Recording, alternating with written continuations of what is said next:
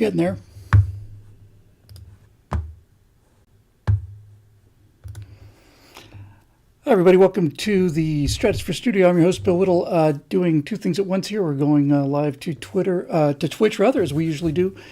And we're also trying to do the live stream to YouTube. Still haven't figured out how to get these two things together yet. So working on that. I'm obviously going to have to install some kind of studio switcher. But right now, here we are. Everybody's doing fine, and it's good to be here. Got some really, really cool stuff to show you tonight. And hope everybody's been well.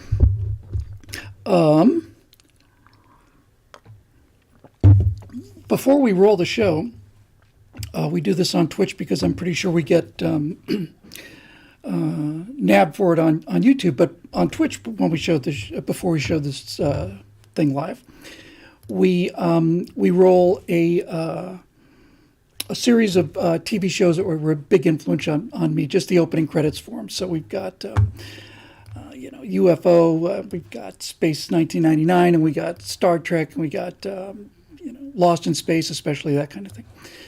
And watching those things again, I realized a couple things. First of all, for those of you who haven't seen it, if you are watching on YouTube and you didn't get to see the pre-roll, if you're watching this recorded, you might want to go take a look at the opening credits for a show called UFO, which was a Jerry Anderson show. He was the guy who did basically Thunderbirds and stuff. It's a tremendous theme. It's set, of course, in the far, far future in the year 1980. And with that said, I think that UFO would be a tremendous show to remake. I mean, I think it would be incredibly cool to do that show seriously today, and I don't know why anybody hasn't. It's a fantastic idea. This idea that there's this sort of underground, secret, incredibly complex, tremendously advanced organization called Shadow, Supreme Headquarters Alien Defense Organization. If you took the camp out of that and the fishnet jerseys and stuff that the subcrew wears, the idea that there would be like a moon base with interceptors and orbital scanners and ground units and a submarine, beneath the ocean that can launch an interceptor on short notice, that would be really cool show. And in fact, it's so iconic that it's really difficult for me to imagine just exactly how you would revisualize it, but I can kind of see it in my mind. On our Twitch stream here, AirTechie says the Interceptor's takeoff in UFO was based off of Spitfires taking off during the Battle of Britain. Yeah, it's actually my favorite moment on the UFO intro. Is when the pilots run to their ships and there's like these three divergent tunnels. They grab these rings and just kind of slide down. I always thought that was just really, really cool. I just thought it'd be a lot of fun. Also, we did on the pre-roll, we did the opening theme for Space 1999, which probably my favorite show of all time. And believe it or not, it's not Star Trek, because when I was really young, you feel things a lot more strongly, and it was Batman for the longest time, and then I saw Lost in Space, and Lost in Space, I lost my mind. I just lost my mind. But Lost in Space and Space 1999 both have something in common, and that is they both have two different theme songs. Lost in Space had a season 1 and season 2 theme song. First season was in black and white. Second season, same theme, same opening in color. And then the third season, they went to both of those written by Johnny Williams, by the way. They're both fantastic themes. The second one, the third season one, is just super dynamic. I remember looking back on Lost in Space, I remember thinking, man, that first year was so cool, because it was the black and white year before Jonathan Harris basically hijacked the show. Although that's not really fair to him. I always thought he kind of did it without, without sort of authorization. But Irwin Allen saw so just a cool little backstory, kind of just to warm us up, get ourselves lubricated before we get started with the serious business. So for those of you unfamiliar with the story, or if you've never seen the original Lost in Space show, the original Lost in Space started out as a serious science fiction adventure. And they cast this guy named Jonathan Harris as Dr. Smith. And in the original pilot and in the first couple of episodes, he's just pure evil. He's serious. He's quiet. He gets stuck on board. He's sent to sabotage the Jupiter 2 by some, I don't know what the shadowy organization was. I want to say Umbra, maybe, something like that. And there's a miscalculation, so he gets stuck on board, and he's on the ship as it launches. Everybody's in suspended animation, which blew my mind when I was a little kid in the Mylar outfits. And then, so he's stuck.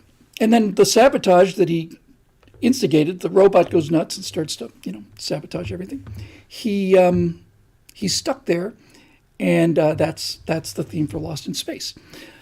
So the first 5, 6, 7 episodes, solid. And then when,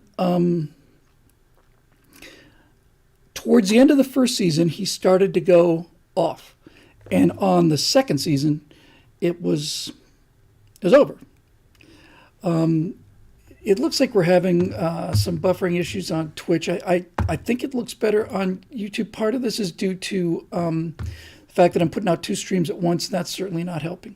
And we're working on that. I'm going to need I think I probably need a switcher or something to solve this problem. In any event, so I thought to myself, looking back on it, what happened? Second season, by the way, the Jupiter 2 is crash landed on this planet, and it never leaves, as I remember. It just stays there the whole season. Apparently, I wasn't the only one who thought that, because when they rebooted season 3 on Lost in Space, they said, we need to get into space more. So finally, Jupiter 2 takes off, and the third season is them flying around, and they introduce the pod, which is like a one-man LEM and all the rest of stuff. Anyway, here's the point. I think this is causing us some real problems. So I've tried to resolve it by this week, but still couldn't do it. So we're working on it. In any event,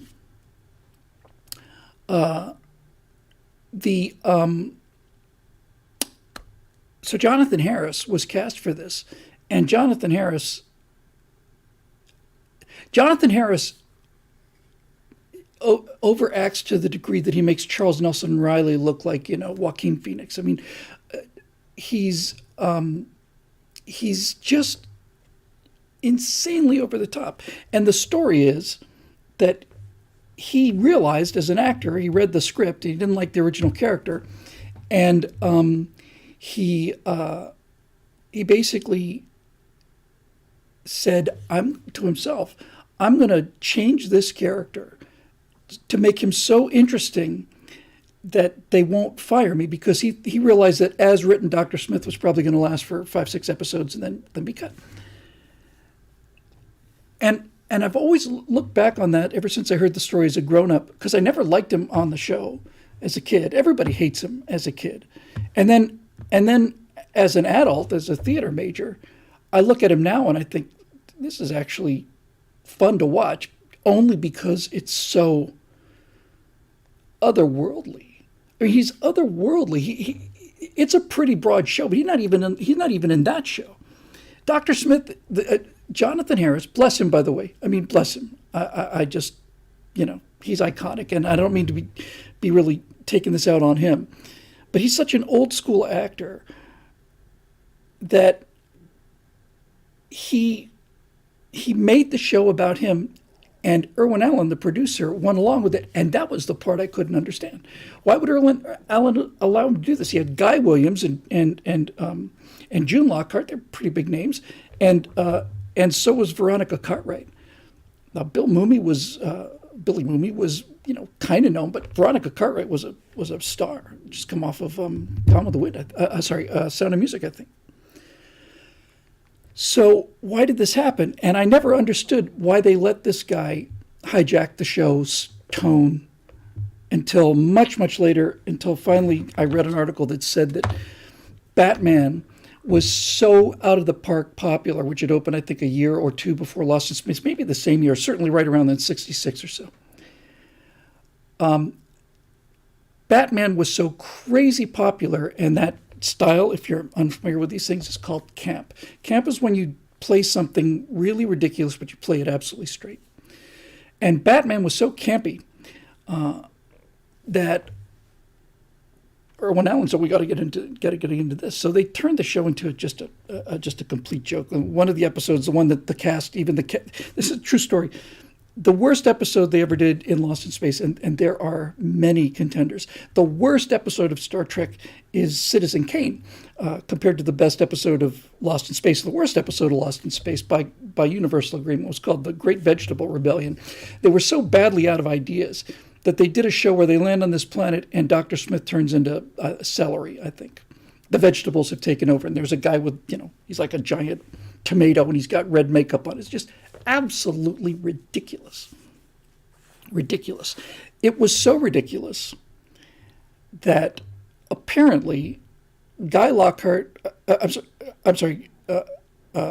Guy Williams, June Lockhart, and the guy who played Don West. How can I not remember his name? It's right in front of my face. Anyway, the adults could not get through the script without laughing. They just couldn't do it. They would take and take and take again, and these people couldn't get through the lines without laughing. And so as punishment, Irwin Allen kicked them off the next couple episodes. They just didn't appear. So that's what happened to Lost in Space. The first 6 episodes of the original season in black and white is really, really cool. And it really made a big impression on me. By the way, Jonathan Harris, just to give you an idea of the kind of, just his attitude. He was the last one aboard. They'd actually shot the pilot without him, and they knew they needed a villain. They did the test on the pilot, and they found out they really needed a villain. So they got this guy. They got Jonathan Harris kind of at the last minute. And since he was the last one on board, all of the credits, the opening credits, had already been done and contracted, right? Contracted. So,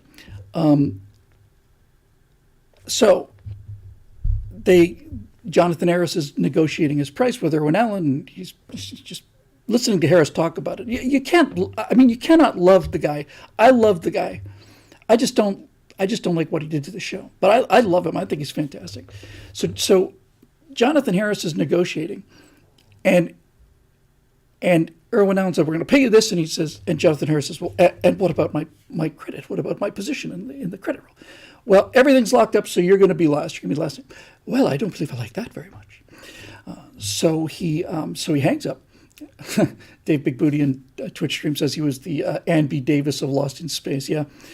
So he says, "I don't like that very much," and he apparently gave this a great deal of thought. He called a friend of his who was a casting director, and he said, "Hey, I've got an idea. Has anyone ever been credited in this fashion?" He gave him the word, and I said, "No, that's insane. It doesn't make any sense." He said, "Perfect, thank you."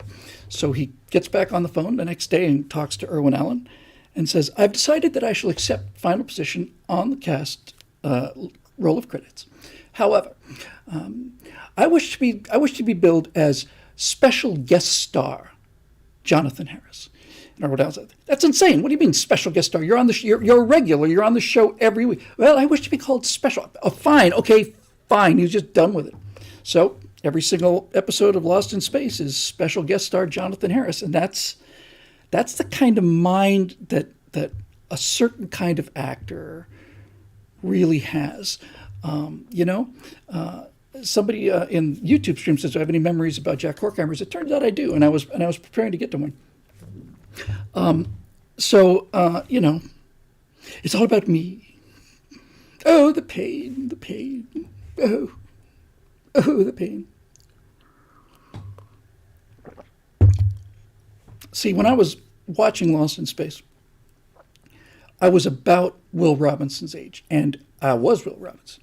And my dad was a hotel manager, and I remember I was in Bermuda at the time. I was, 6, 7 years old or something.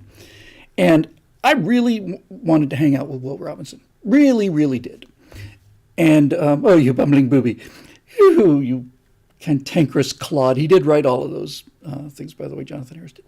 So I really wanted to hang out with him. And I remember saying to my dad, "Hey, Dad, can we invite this Billy Mumy to come and stay at the hotel for and we just kind of hang out?" He said, "Oh, I don't think they kind of like that kind of thing. I don't think it's appropriate." He might have done it. I didn't get a chance to find out if he would have done it, but during the writer's strike, that'd be 20 years ago now, at least, maybe more. There was a Mexican restaurant that my friend Alex Campbell and I went to. We met at Florida when we were doing Grazing, that sketch comedy show, moved out to LA. And we were both working in television, real television.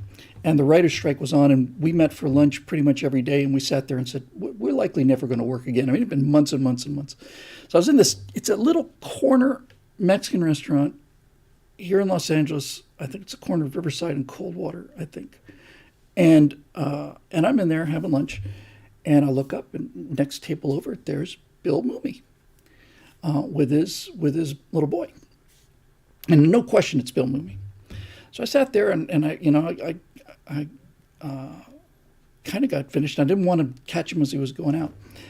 So somewhere in there, I just got up and walked over, and I said, Mr. Mumy, Bill Mumy? He said, yes. And I said, I just thought I'd tell you, and I want your son to know this too, you changed my life. You changed the life of millions and millions and millions of boys like me. You have no idea the effect that you've had on us and how much better we became because of Will Robinson, because of the work you did. And I just wanted to let you know, but I want to let you know that for 40 years. So here's my opportunity. Have a great lunch. And he couldn't have been nicer, and it was great that, his son got to hear that kind of thing. Anyway, that's Lost in Space. I also have a personal story just in the kind of the warm-up phase of the show here. About Space 1999. So the 70s were the Death Valley days of science fiction. When I say there was nothing, I mean there was nothing. I remember there was a period, there was no movies, nothing on TV, and then Logan's Run is coming. Oh, science fiction! It's like if you've seen the movie Logan's Run, you can appreciate the kind of trouble we're in. They decided to do that with miniatures, but unlike Weta with their the bigatures that they used, big models. I think the entire city in Logan's Run is probably the size of a dinner table. It's just absurd how ridiculous it looked. But it was like, oh, science fiction. So anyway, I thought, all right, there's that. And there was nothing on TV. There was a show that came out briefly called The Star Lost, which had absolutely nothing to recommend it except, it had like those very, very early video effects, shot on video as I recall, looked cheap. And it had like the very first kind of chroma key stuff, but it did have Keir Dullea, who's right, him, and Keir Dullea in it. It was an interesting idea. It was like a giant starship, and each had all these different domes, and it was out in the middle of nowhere, and like a sleeper ship. And each one of these domes had their own separate culture. So as he went from dome to dome, it was kind of like traveling from planet to planet. It was a horrible show, horrible. And even Silent Running, which was probably the best science fiction out there before Star Wars came along, was still, I didn't think it was particularly great. All of the planets on Earth are on these 3 ships, and now we're going to destroy the forests. They're going to destroy the last planets because we feel like it. So there we are, and it's 1975 or something, and we get word. I'm working at the Miami Planetarium with Jack Horkheimer and Phil Trick and Doug Gagan and Bill DeShong and the whole crowd. And I'm probably 16, 17 at this point. We get this word that there's this new British TV show coming out, a new science fiction show called Space 1999. And we decide, I don't know how, it was undoubtedly Horkheimer because, the show was eventually called Stargazer. But the original title of the show, and the way we all knew it, and always will remember it was Jack Horkheimer was Star Hustler. And he was Star Hustler for most of the run of the show until the internet started to happen. And when the internet first came out, really started to become a thing, I would say like mid-90s, maybe, something like that, 95, 96, 97. Young kids would be looking for Star Hustler, and they'd type in the word Hustler, and they'd go to the Hustler website, and that was the end of Star Hustler, so it became Stargazer. Anyway, Jack was a master of publicity, and somehow or another, he worked it out so that the American premiere of Space 1999 would be on the dome at the Miami Space Transit Planetarium, and he put me in charge of the production, which was fine with me. I was probably 16, I think. 15, 16, 17, something like that. So I get all these press materials, and I start, putting these slides up, and we're going to run this thing in there. We're going to do this big press preview. And Jack was great at those press previews. He was just a master of the shows. For those of you who've only seen Jack Horkheimer on Star Hustler or Stargazer, which is most of you if you know him. And by the way, when Mike Rowe led with, the first time I did the Mike Rowe interview, he said, before we get started, you worked with Jack Horkheimer? I said, yeah. He said, I used to watch him all the time. It blew my mind. So Jack Horkheimer was a certifiable genius and a certifiable lunatic. He was at once the best thing that happened to me in terms of my professional career, without question, and at the same time, the source of you don't often find nervous breakdowns and heart palpitations in 15, 16-year-old kids, but he could be so nuts. He suffers from the same, I suffer from the same issue as Jack does, and that is that I don't want to write things because while it's in my head, it's perfect.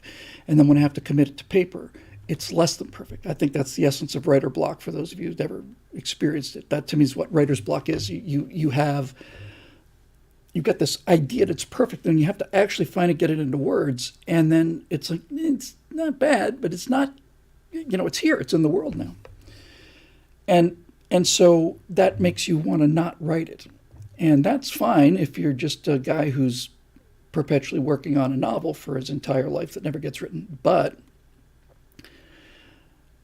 he eventually became the director of the Miami Planetarium after a really fine gentleman named Rolando Mias, who we were probably a little too mean to because he was a Cuban emigre, and he's one of the best men ever. But Rolando was not a showman, and so this incredible facility is being run by a guy who's not a showman. Anyway, so eventually Jack becomes the planetarium director, and he'd always been writing the show since I'd been there.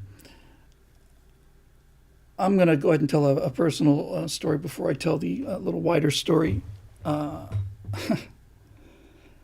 I had started working there. I went to the Miami Planetarium as a kid. I went on a field trip. I didn't know what a planetarium was. I just moved to Florida from Bermuda, and I was not having a good time in 5th and 6th grade in Miami in Dade County. I was probably 3 grades ahead of them, and if it happened today, I'd be 9 grades ahead of them. And I just wasn't having fun there at all. It was completely different, and I didn't like it. We went on this field trip to this place, and we're pulling in the school bus, and I see this kind of orange-white dome in the sun there, that Miami sunshine, just like pushing you into the ground at 10 o'clock in the morning and 100% humidity. Oh, I'm sorry, look at this. In the YouTube stream, here's Stu Sasser said, I had the pleasure of working with you one summer at the Museum of Science Space Transit Planetarium. You were a lot of fun to talk to about filmmaking. And do you remember lovely Andrea Meinberg? I remember Andrea Meinberg very, very, very well. Very well. Okay, so here we go. So I walk inside, and the first thing you notice about the planetarium, and you got to be living in Florida to really appreciate this, is that the Miami Planetarium had, at least in my 63 years of experience, the most amazing, astonishingly powerful, all-American industrial level air conditioning of any place I have ever been in my life. The Miami, probably because it was an enclosed dome, and no windows and kind of airlock doors to keep the light out. Miami Planetarium had an air conditioner that was so cold that there was a guy, a console operator there for a while named Eric Sorensen, who we called the Viking. He was an American guy, but he was from the north. And Eric Eric Simonson? Simonson. If Phil's here, he'll let me know. Eric Simonson? One of those two. So anyway, Eric would work the Friday night shows and he'd work the Saturday morning shows. And I would come in on weekends and be a volunteer usher on Saturday mornings. And at nighttime on Friday night, Eric would turn the air conditioner down all the way. And DP Wellman, Dave Wellman says, how cold was it? I'll tell you how cold it was. It was so cold that when we would come in on Saturday morning, when I would come in on Saturday morning, it's 98 degrees outside and it's 100% humidity. And I'd walk inside that dome, and I am not exaggerating, I could see my breath in front of me. And it was glorious, glorious, glorious. Growing up in Miami, the great birthday party was to go to a place called, I think, Polar Palace, which was an ice skating rink. Because if you live in South Florida and Bermuda before that, anything cold is really cool. So here we go. So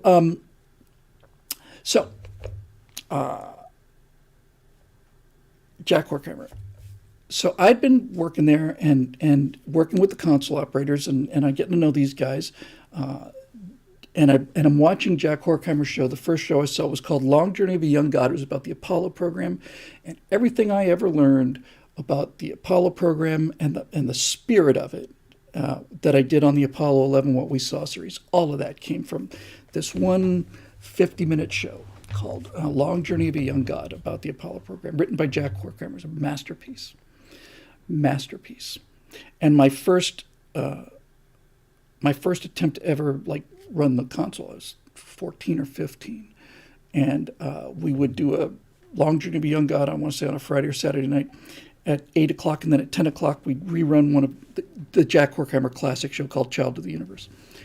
And in order to do that, we had to go up behind the dome. There's an inner dome of aluminum, an outer dome of concrete, and there's, 10, 15-foot difference between the two. And in order to change the show, you had to go up to the 4 slide projectors inside the dome. They're in these white boxes, and you had to pull the box off and lift up the tray, and you had to put the old tray out and a new tray in, and you couldn't use the locking ring that keeps the slides in there. For some reason, it did something. That was in the Zoom. Anyway, so we had to do that, and we had to change all these other things, and then the 2 projectors in the front of the room were projected from behind us in cutouts in the dome up above us. So you had to change these projectors, and it took a little while. And Doug Gagan, who's the second best console operator who ever worked at the Miami Space Transit Planetarium, and a real hero of mine, just really looked up to him. Doug would like to take a break between shows, as we all did. When I was running shows a couple years later on Saturdays, I think we did 11 shows. I did 11 shows in one day. I did them all manually. It was like being in I can't tell you. It was just dread. You've been there for 7 hours, and you got 5 to go or something. I was like, good Lord. Anyway, so Doug, in order to give himself a little bit of break time, he'd run the last slide necessary on Long Journey of a Young God. Then there's a big old long, probably 3, 4, 5 minute monologue by Leonard Nimoy, and Doug would run backstage while the show was running, and he'd go up. You'd hear the little trap door with the counterweight, and Doug would run up there, and he'd change the slide trays for the next show while the old show was running, because we don't use those slides anymore, and kind of get ahead of it, right? Okay, so Doug is up there doing that, and Leonard Nimoy's thing is coming to an end, and we're at Stonehenge. We got Stonehenge slides all around the room. We had I sure hope Phil is watching. We had a guy who was there before I got there and left, and his name was, all I remember is his last name was Munoz. And he had built a series of 5 projectors shooting like that, and they were aligned so that they could create like a horizon. So we had the Kennedy Space Center, we had the moon, we had Stonehenge, and he had a system where this is what life was like before electronics, kids. You had a system where you had a solenoid, and you would turn the dimmer down on all 5 of those things, and you'd pop that solenoid, And that would send a signal up to those 5 projectors, and they all had like a metal disc with either 6 or 8 slide holes in it. You'd send that signal, and they would all, little lock would come out, and they go, and then they, and presumably they'd lock back in place. He's working, they probably gave him $15 to make this system. So I just mentioned this because many times you would go from the Kennedy Space Center and you'd fade that down, running your planets around, and then you'd chunk with the Munoz thing. And that took a while to get the hang of that. And if you didn't do it exactly right, you would, one of those slides wouldn't lock into place. So you'd see like Stonehenge, cranked Stonehenge, you'd have to kind of tick it in, tick, tick, tick, tick, tick, tick, tick, tick. But if you hit it too hard, then it went to the next one, bad scene. So anyway, here we are, we're at Stonehenge, and Leonard Nimoy has done his final thing, and the time capsule fades out, and then Stonehenge fades out, and then the Earth appears, and the Earth kind of zooms out, and then there's the music from Camelot, and that's the big crescendo at the end of the show. So I am sitting there behind the console, just watching Doug work. He goes back and changes the slide projectors, and then you can hear the music swelling, and then you hear, dum, dum, bum, bum, and he's getting to like he's like 5-10 seconds away from ending this thing, and I'm looking around for Doug, and it's like, where's Doug? And I can hear this thing start to go, and I can hear them rattling the trays up there, and then there's like this moment when you just barely at the edge of your hearing, just barely hear this. Oh, shit. and then clank, clank, clank, clank. And he said, it's going to take him 20-30 seconds to get down here. So I don't know what to do. So I'm like, all right, well, it's better than dead air. So Doug is like, I hear him running, I hear the trap door like slam down, and it's like time. So I walked into the console, it was a live audience. There's 150, 200 people. We had 300 people, and there was a huge audience back in those days. And I was like, okay, I know how to do this. So I reach up to the 12 Days box, and box of special effects will be made for the 12 Days of Christmas. You can bring up one of these things every time for the Star of Bethlehem show. And so I reach up and I turn down the time capsule. Okay, that's good. Now let's start the zoom moving. Good. And we'll fade out the Stonehenge, and we'll start the Earth coming. We'll bring up the Earth real slowly. Put a little bit of crawl into the stars to give it something. And it's perfect. And now it's going like this. And I can hear this bum, bum, bum, bum, bum, bum, bum, just running from back room back there. Back door, which is right behind the console, swings open, and Doug walks out, and he looks up, and the show's exactly where it's supposed to be, right? And I'm just sitting there looking like, do I do okay? So that's one of the reasons I got the job. So a couple years after this, 1975, I want to say, Horkheimer's arranged for this, and so I'm in charge of doing the Space 1999 premiere at the Miami Planetarium. I'm pulling all these slides, and we wrote some kind of script and stuff, and I don't think Martin Landau and Barbara Bain were there. They might have been. I actually can't remember. I was so into doing the shows. I developed this enormous crush on Xenia Merton, who played Sandra Benes on Space 1999. I was like 15, 16. It was like I lost my mind over this. I'll be taking questions from the members forum later. Lost my mind over that. And anyway, this was like kind of cool science fiction. And then we did the show, and it was a big success. And then I just remember saying somewhere in there, man, I would love to work on this show. And this is the thing about Horkheimer that more than made up for all of the emotional turmoil that he had caused all of us. He moved heaven and earth to get me a job on that show, which was shot in England. I mean, he moved heaven and earth, and he couldn't pull it off. And he couldn't pull it off because of British labor laws. There were only so many Americans could work on the show, and they already had the, Martin Landau, Barbara Bain, but he moved heaven and earth, and I nearly got to do it. Nearly did. I went to London to visit my grandfather in '76 and I went to England and saw, a bunch of that stuff. Anyway, so he tried really hard. And that more than made up for the fact that, well, for me anyway, there would be a premiere of a new show. And Jack Horkheimer was such a master publicist that he has set up this enormous soiree, and every single news outlet, newspaper, news reporter, celebrity, everybody in Miami is there for the premiere of the new Jack Horkheimer show at the Miami Planetarium, 8 o'clock on let's say, on a Saturday night. And at about 5 o'clock on that Saturday afternoon, we would get the last of the slides. And somewhere around 7:30 that night, while people are filing in, he's still writing cues down on this paper script for where these things are going to go. And the whole show's done manually. There's no automation at all. And the automation was me. I was 15 or 16. And and what the automation consisted of, this is not nearly as sophisticated as those old paper punch, computers. I had a typed up script, a photocopied script, and there was right at the center of the console was a red square like this, put a plastic square with a red light underneath it. You could turn it up, it wouldn't show up on the sky, and you'd put the piece of paper over it and you could read the script, one script page at a time. And it'd be 5, 6, 5, 6, 1 and 2, 6, 3 and 4, and all these things. And he's just hysterical. No, not there. Just got to bring it in earlier, bring it in here, And I'm trying to write these things down, and I'm trying to stay calm because when the show starts and the lights go out, it's Bill's problem now. And anyway,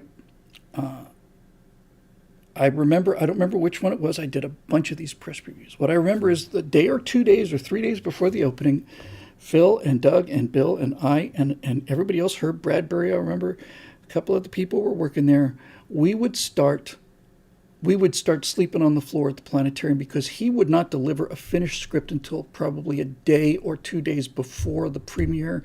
And then Phil, as a recording engineer, and Bill had to record all of the dialogue, had to cut it with a razor blade, glue it together. Then they had to master it. They're playing the audio. They have one thing, clicking this, and this, here goes the narration track.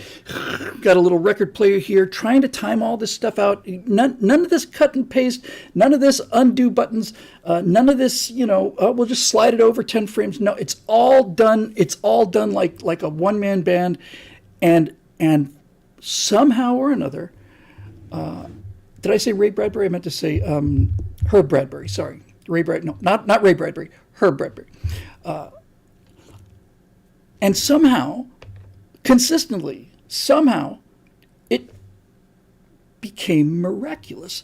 You would just, not me, Phil would, mostly Phil. He's doing this transition, and it's all done in one piece, and he's getting ready to start the narration. We put the record needle down on them. We do the dissolve on the albums, and then the music would come in. It'd be like Billy the Kid for Lost in Space on the Apollo sequence. It was Billy the Kid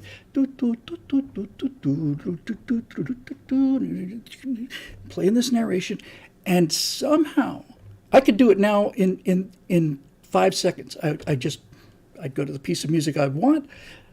I'd put it in, I'd get the narration, I'd hear here's the big swell, here's where I want this to happen, bum, bum, bum, bum, bum, bum, bum, bum, bum, and I could do that in 5 seconds, called backing it in. I find the peak of the music, I find the peak of the narration, line them up, and then just roll them back in, and it's in perfect sync.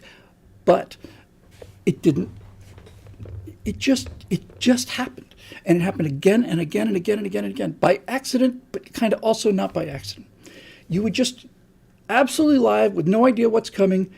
There would be this music swell at exactly the right place, and I presume Phil and Jack's probably just vibrating. And it's like, hold it, stop the narration tape. The music does this little swell thing, and you're mixing it live as well. It's just insane. It's insane what we were able to do, and how good it was. So that's the story about Jack Horkheimer and working with him and the good things he did for me, and he made me a planetarium console operator at 14, and made me a production coordinator, and wrote my first planetarium. First thing I ever got paid to write for was a show for the summer at the Miami Planetarium. But he had his dark side, and I suppose now that he's been gone for 15 years or whatever it is, I could probably I could probably tell you this. If you look up pictures of Jack Horkheimer in the early 1970s, he had a curly wig that came down to here. Curly wig. And I'd only seen him once or twice from afar. Oh my God, the Jack Horkheimer. And we were sitting in the production room on one of these rings around the dome, between the outside dome and the inside dome, the production office there. And I'm sitting there, and Jack walks in, and I'm just, I don't want to say anything, you know, piss off Jack Horkheimer. And Jack starts, you know, coming in. He brought in National Lampoon's Radio Dinner and Album, which is hilarious. And he played it, and we're all just laughing our eyes off. And Jack sat up against the wall. He sat down on the floor, which is really unusual because I didn't think he could get up from the floor. And he was sitting there, and I'm looking at Jack Horkheimer. Here's this big star. He's like, and in the middle of a sentence, he grabs his hair, because I didn't know it was a wig. He grabs his hair, and he just takes it off. And it was like the helmet coming off of Darth Vader. It's like, oh, my God, you know, really?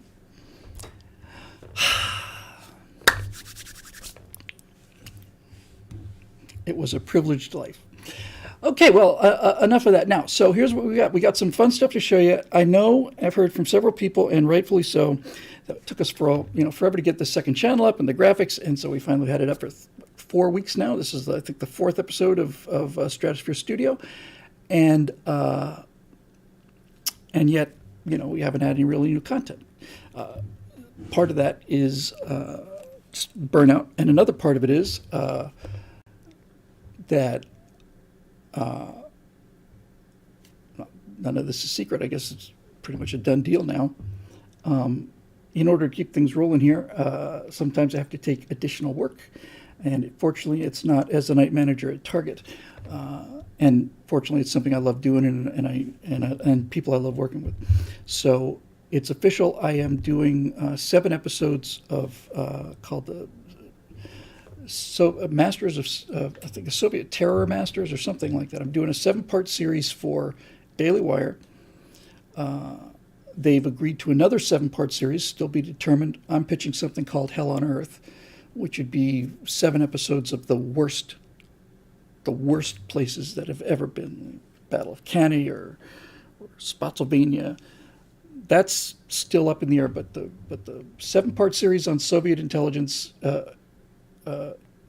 leaders is on, and I've been doing an awful lot of research and prep on that, so that's taken me time away. And even better than this, much better than this in terms of that, is not only are we going to do the Soviet one as video to match the Apollo 11 stuff, but they've also told me they want me to come back out to Tennessee, and they're going to shoot video for the Cold War and for America's Forgotten Heroes. So both of those podcast onlys are going to be turned into video series. And knowing Daily Wire and how amazingly well they did with the Apollo 11 series, when I walked and saw that set, just could have knocked me over with a feather. So they're going to, and their resources are much greater now. So they're going to be building a kind of a bill set, I imagine. And so we're going to be getting the Cold War as a video series. I'm going to fly back, and I'm going to be, did I say Nashville, right? So I'm going to do that. I'm going to do America's Forgotten Heroes. And you know, I don't want to say it's free money, but I love doing the on-camera stuff, and reading off a teleprompter is not so hard as writing what goes into the teleprompter. Since the writing's done, it's essentially really done. So all that stuff's going to be happening, and it's going to be taking some of my time. So now I really got 3 jobs. I got the Billable.com content. I've got the Stratosphere Studios content. I've got the America's. I've got the new Daily Wire content. Actually, I have 4, and I'd like to stay married too. So I've got that to do. So that's that. So, as I said, it had been slow off the bat on the new channel, but I did finally figure out how I wanted this new content for the Stratosphere Studios channel to work. And by the way, if you haven't subscribed yet and you're on YouTube, this would be a real good time just to do it. If you open up a separate window and type in Stratosphere Studios, you'll come to the second page and you can subscribe there, and we'll be getting this sorted out. Believe me, it's going to take some hardware in addition to the software. I finally figured out what it was that, how I wanted to start on this, and how I wanted this content to look, because I am going to be doing, pop culture commentary. I'm going to be doing one on why Rings of Power is so terrible, and fundamentally the argument is that Rings of Power is so terrible because it was written by a man, and there aren't any men in show business anymore, and that's why it doesn't work. Because the people writing it don't understand it. The actors don't understand it. This idea of, I'm not going to get into that. I'll save that for later. It's going to be a produced show. But as far as the meat and potatoes content, the two things I want to be doing are Unreal tutorials, and I've decided the way for me to do that is on the Stratosphere Studio channels, hidden, are something like, 50 or 60 animation test files. So what I'm going to do is I'm going to turn on the first of those. It's just a flight over a landscape, and I'm going to say, all right, so here's how we get to the place where we are now. Let's start with the beginning.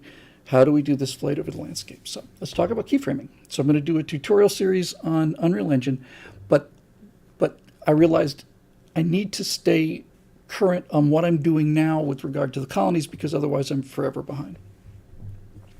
Let's see. Emails. People subscribing, I suppose. Okay, so I decided I knew what I wanted to do. Now, originally, I've got something pretty cool to show you. Originally, what I was going to premiere today was going to be a half-an-hour thing called Introduction to Space Engine. And I had rehearsed that, and I'm ready to do it. And when I say rehearse it, I mean I had to, I did, instead of doing it live like so many of these tutorials, I just went and looked. I know the solar system we're going to explore. I know how we're going to name it. I know I got all that stuff down. So the next installment will be called Introduction to Space Engine. Now, Space Engine is software that went an awful long way to inspire me on the colonies. In fact, on some level, honestly, it took Space Engine to make the colonies possible, because Space Engine is a very realistic space simulator. The simplest explanation is that in Space Engine, all of the planets in our solar system are exactly where they're supposed to be, and so are 5,000 asteroids and comets. But most importantly, all of the stars are at their correct distances, and so the next installment on Introduction to Space Engine is we're going to look at the solar system and see how Space Engine works, and we're going to go off to another planetary system. I think it's Ross 257, if memory serves, 240, something like that, which has 7 planets in it. We're going to explore that solar system, and then we're going to talk about how we can write a very simple script. Space Engine is kind of open source. God bless them. I got something to say about that later with regard to Blender, if somebody can remind me about it. In fact, maybe I should write it down. That's a novel thought. What we'll do in the first episode of Space Engine is we will take a look at our solar system, just to get the feel of how it works. Then we're going to go to this other solar system, which is one of the solar systems that'll be active in the colonies, and then we will explore that solar system, which, if memory serves, has 7 planets and something like, 12 or 13 moons, decent-sized moons, and at least 60 minor moons. So, first episode on Space Engine will be, here's how Space Engine works. Then the second episode will be naming conventions, which I'll go into a little today. And And then the third episode will be, here's how we can customize it so that the names that we've generated using different software, we can apply to Space Engine, save this file, and relatively simply, I can set it up so that we can post this, and then anybody who has Space Engine can insert this file, and all of the work that we do together on that one solar system will show up in everybody's Space Engine together. So that's where we're going to start. And I was going to start with the spaceship modeling. I ran into problems with that, and I realized, if I'm going to texture these things, I need corporation names, and that's the whole naming thing. So that's what's coming. So let me give you guys this first here. So again, I'm going to have to do this two together, but as I was getting ready to do the thing on Space Engine, I saw a video from a guy whose creator name is Maki. He's a Unreal Engine developer, and I've been getting into Blender, and he has done a galaxy simulator for Blender. And it turned out he was the same guy that did the planet generator for Unreal, which I'd had, and then he showed some examples of that, and I said, well, what the hell is this? These are fantastic. So he's done an upgrade to his version 2 of his gas giant generator and his planetary generator, and they are fantastic. They're fantastic. And I was going to tack those on to the end of the Space Engine thing, but frankly, it took me so long to kind of get these things where I want them. So I rendered them out. They're on the Stratosphere Studio channel on 4K. I'm going to show you the 1080 version because I don't want it to skip. And this is just probably, I don't know, 5-6 hours worth of work. I did all of these planets, modified all of them, with the exception, I think, of the lava planet. I think I left that one alone. And it is essentially just a test, but I put a little music behind it, so I think it looks pretty good. So here it comes, and so we're going to go to our title screen, and just everybody cool the jets for a second. And then we will get this baby rolling. So stay tuned. It's coming right up.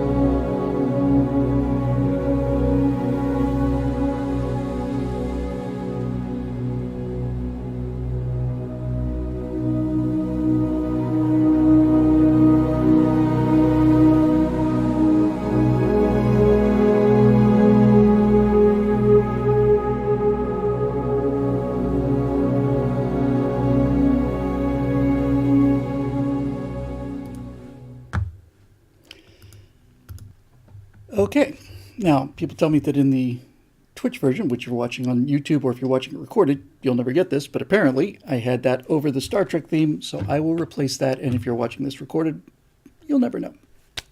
So anyway, sorry about that. An engineer would be lovely. A chief engineer in a red shirt. That's what we need on this show. Okay, so what did we just see there? Well, that was not Space Engine. That was Unreal 5 with this planet generator from this guy named Maki Maki, and music that's available online on YouTube for free.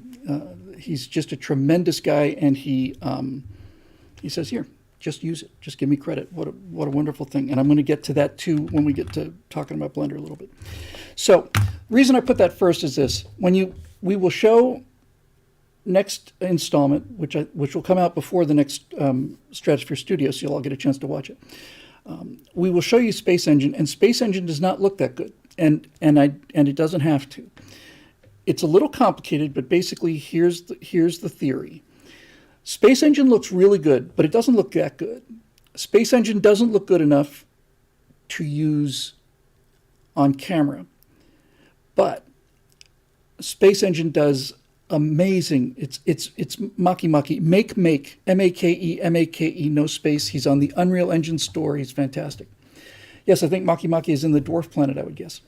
Okay, so here's the plan. Space Engine has all of these real solar systems. And Space Engine does something that's essential, and I need to explain it. I'll explain it in detail. In fact, I'll explain it and show it to you, but just for the heads up, if you decide to get Space Engine first. When I do the demo, I'm going to show you how to get it. It's on Steam. There is a Pro version, which you do not need. The Pro version doesn't allow you to do anything other than export those textures and set up camera paths. There's no reason to buy the Pro version unless you want to help these guys out, which you should do. The version of Space Engine, and again, I'm going to just show you on screen with live screen. Here's where it is. Here's how you find it. Here's how you buy it, and so on. I think it's $24, and it's astonishing. And it's put together by a bunch of guys and girls who are just putting together something fantastic. So I was going to make the first thing I do an introduction to Space Engine, but then I saw this new Planet Creator stuff. Oh, so beautiful. So I rendered them out. Now, for those of you who just watched it, you watched it coming off of my computer, going out streamed onto two different stream channels. So if it looked a little skippy or so on, if you go to the Stratosphere Studio page, I'll put the links in the description here, you will see it butter smooth. It's in 4K. Sometimes a 4K off of YouTube will stutter a little bit, but the 1080 is just butter smooth, and at 4K, it's really beautiful. By the way, this is a major deal. It's actually a major deal. The more I look at this, the more I think about it, the more I realize we're going to have to do this show in 4K, because 1080 is great, and 1080 works.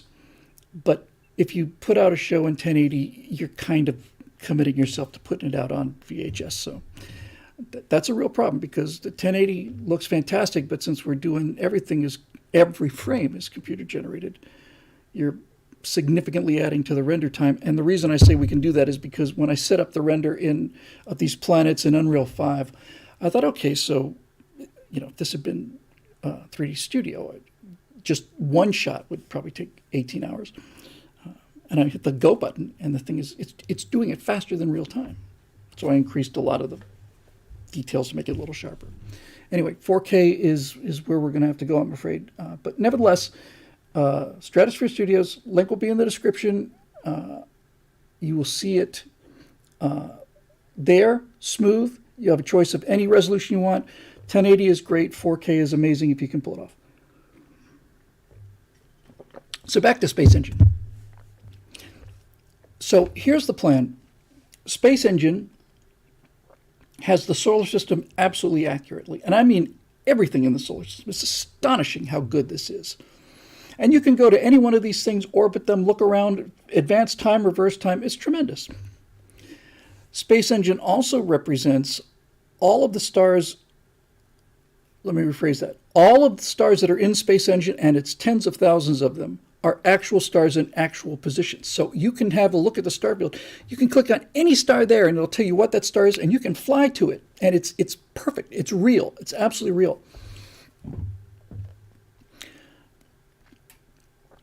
While Ginger says in the Twitch stream, will CG characters hold up in 4K? We'll find out.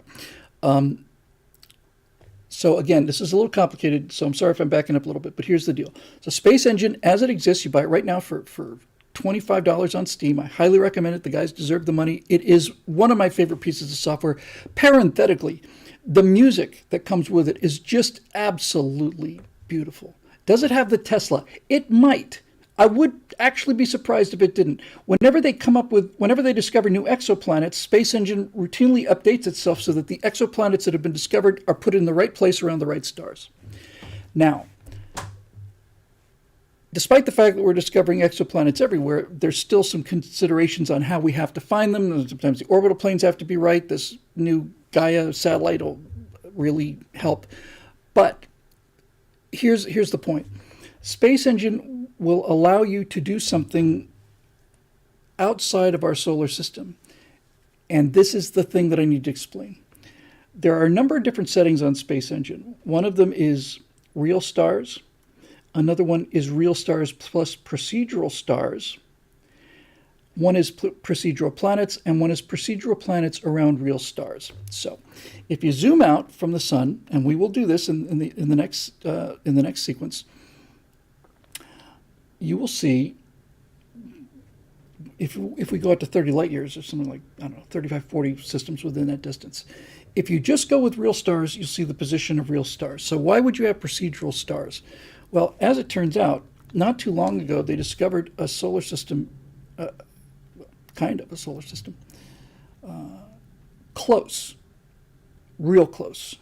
I had always known Alpha Centauri system's the closest one, then Barnard's star, and then you work your way out. But after Barnard's star, and I mean just a little bit past Barnard's star, there is a new solar system. And we didn't see it because it's not really a solar system. There's a pair of brown dwarfs that are about 6.7 light years out. And the reason that they've just been discovered is because we just now have been able to find them. There is no star there. It's just two brown dwarfs. They're bigger than Jupiter. They're almost hot enough to ignite into red dwarfs, but they don't. They're not. So we finally saw their heat signature. I'm sure with the Webb Space Telescope, we'll be seeing a lot more of these things. So we know that a couple of them are out there. We've discovered a couple of them close. And what Space Engine allows you to do is it allows you to do procedural stars like these brown dwarfs, not real stars, not visible stars. Space Engine says, we know that there are things out there, and we have a good idea, rough idea anyway, of what the population density should be. So one of these things are brown dwarfs, which are stars that are planets that are almost hot enough to have enough, almost massive enough to have enough gravity to start the fusion reaction. They produce a lot of heat. Those are floating around out there. And there's also something called a planemo. And a planemo is a planet that is out there without anything. We've discovered a couple of those too. It's just a planet. Is it a brown dwarf? It's not even a brown dwarf. It's just a planet out there with no star. Now, my big question is, do we include procedural stars? I'm inclined to say no, but if you do include them, you're only getting brown dwarfs and planemos, and it does add a little bit of population to the real star sphere. And since there's essentially nothing there, it's not likely that they could be colonized, but they would make pretty cool little secret bases where you could refuel and build things, maybe conceivably. So I'm kind of inclined to want to do that. In any event, I am turning on, whether I turn on procedural stars or not, I haven't decided yet. But I do turn on procedural planets around real stars. So in other words, if there's an actual star out there, then I turn on this button that Space Engine uses to generate a solar system around that each one of those stars, and it's based on how massive the star is. More massive stars have bigger solar systems. It's very, very honest. Most of these procedural planets are in fact, virtually all of them are uninhabitable.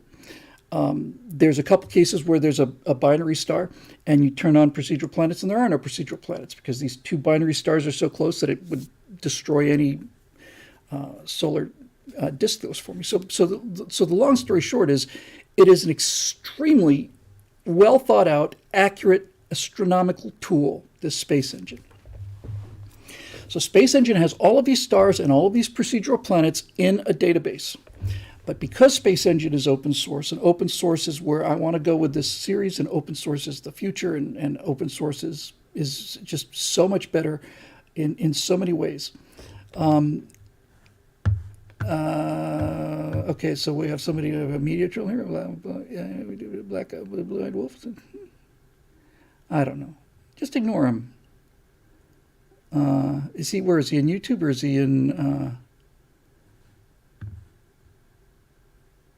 a Media Matter levels troll? Well, that would be great, because if you're one of those people like the folks at Media Matters, then you're a low-down lying piece of shit, and you're welcome to hang out for as long as you'd like to.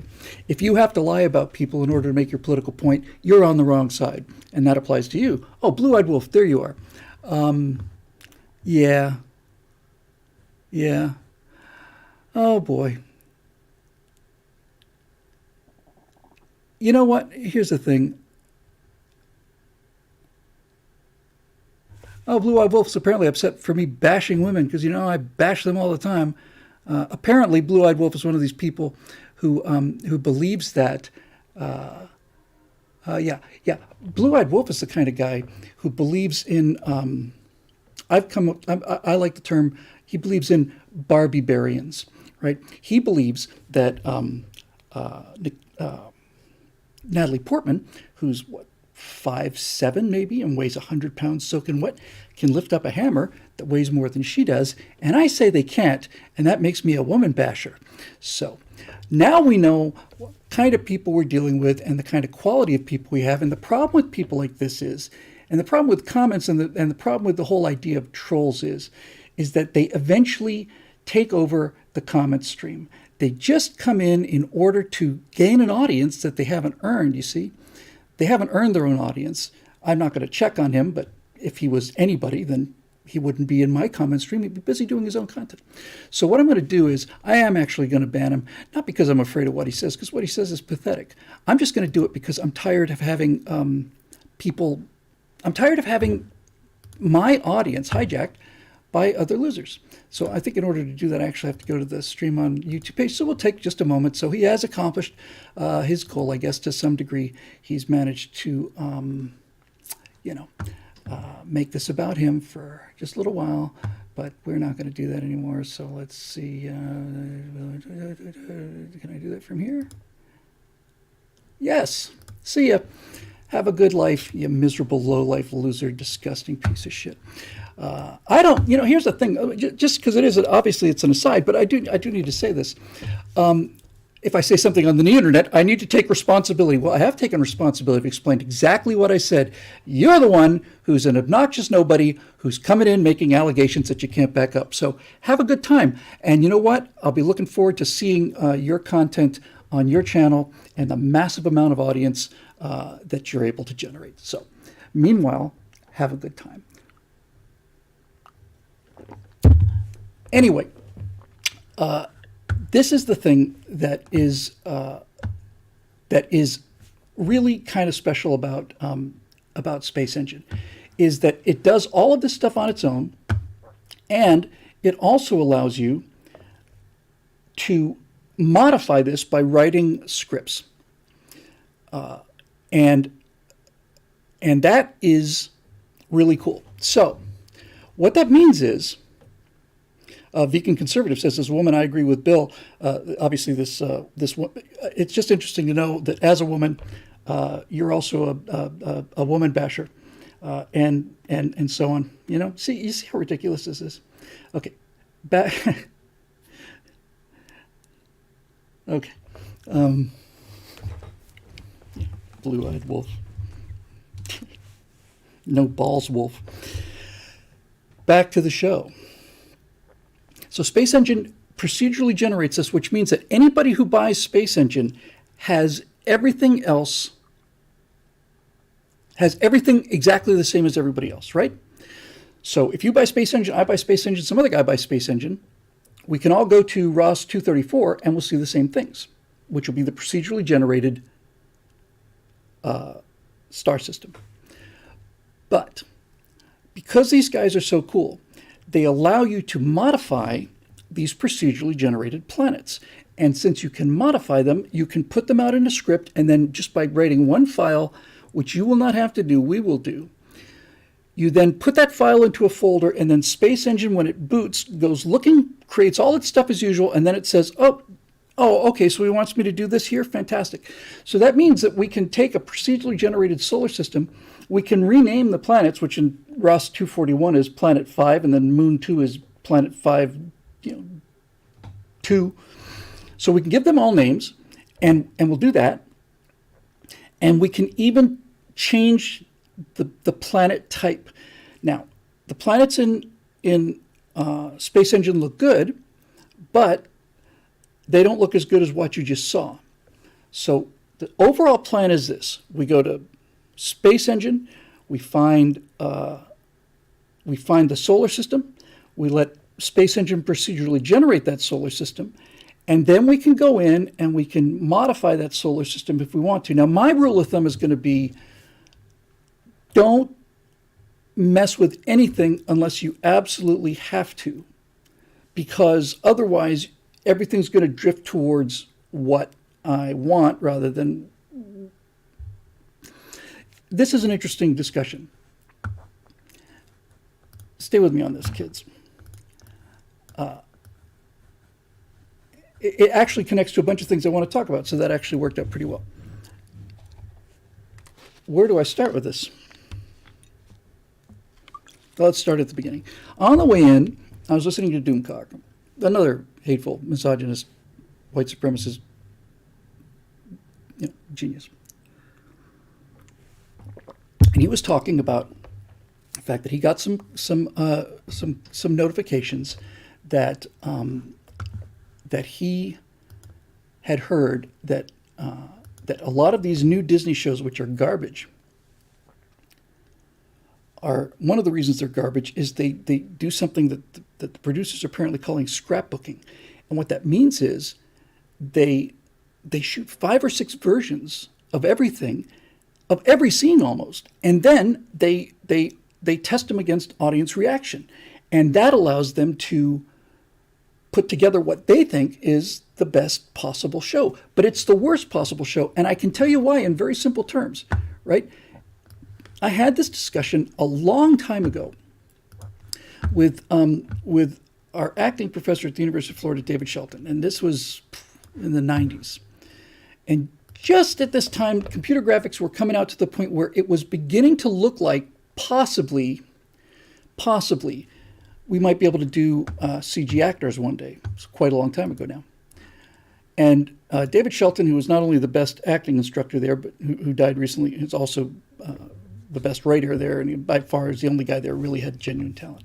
We were out drinking one night like everybody else, and a bunch of us there, and he was saying, if they have digital actors and digital writers, then that's the end of it for us. The audience will be able to select the pathway, because this was right when they were starting to do experimental movies where the audience had buttons and they could decide which pathway to take, which branching pathway to take. So they would shoot 5 or 6 different options, and the audience would pick in real time, and they would branch out. And David Shelton said, that's the end of writers. And I said, it might be the end of actors, but it's never going to be the end of writers. And here's why. This is really important. Whether you're doing it in real time as a button to push to determine which way your lead character goes as you're watching the movie, or whether you do it in the editing room based on audience feedback, that kind of interaction with the audience and the audience approval will always lead to the worst possible outcome. It will invariably lead to the worst possible outcome. And I can tell you why. It's the same reason that woke movies are such garbage. It's the same reason why feminists can't write women. because everybody's reaction, not just these losers, everybody's reaction will be, you will want the characters that you like to succeed, and you will want the characters that you don't like to fail. And that's what the audience feedback will give you too. It will give you what the audience wants, but that's not the best story. What the audience really wants is they want the best story. And in order to have the best story, you have to go places that hurt. That's it. You have to go places that hurt. And nobody will make that decision in real time. That's what a writer does. A writer is somebody who has enough discipline to take the story into places that hurt. And if you're watching it live, or if you're editing a show based on audience feedback, you're always going to give the audience what they want. And if you give the audience what you want, you never get the stuff that makes them care. If you give the audience what they want, then you never fail. You never have that dark moment of the soul at the end of the second act. And if you never take your characters into ruin, then when they succeed, it doesn't mean anything. You have to have the discipline to do that, and that's what a good writer does. A bad writer does what these Mary Sue losers do with Discovery and all the rest of this garbage that comes out every day. They are so insecure about their political philosophy that they cannot possibly allow them to suffer any kind of setback. So Captain Marvel is Superman plus everything. She's the Superman plus God, and so is Mikey Burnham, and so is Rey Skywalker. I'm not against these characters because they're women. I think that Ripley is a fantastically written character, and so is Sarah Connor. We've been through this 1,000 times. The reason that they're terrible characters is because the writers are terrible, and the reason the writers are terrible is because they're so deep into their ridiculous philosophy, and so much of it is wish fulfillment, that they will take the wish fulfillment at the expense of the story. And they are so insecure that basically you cannot have a man instruct a woman on anything. You cannot have a man be better than a woman on anything. You can't have a man succeed in anything. So these losers, these gamma males, and these purple-haired, feminist, unhappy, miserable, nose-ring, idiotic losers who don't know anything about life at all, are now writing and producing these stories where they write the Mary Sue story every single time. For those of you who are not familiar with the term, a Mary Sue is based on a piece of fan work that was done after the Star Trek series came out and before the Renaissance and we started getting more Star Trek. And it was written about a character who was a young woman who smarter than Spock and saved Kirk, tougher than Kirk. She did everything perfectly because that's what that person writing it wanted to do themselves. And I am as guilty of that as anybody is in terms of my aptitude, right? When I write a script, there's going to be a person who is going to be the protagonist, and that person's going to be speaking for me.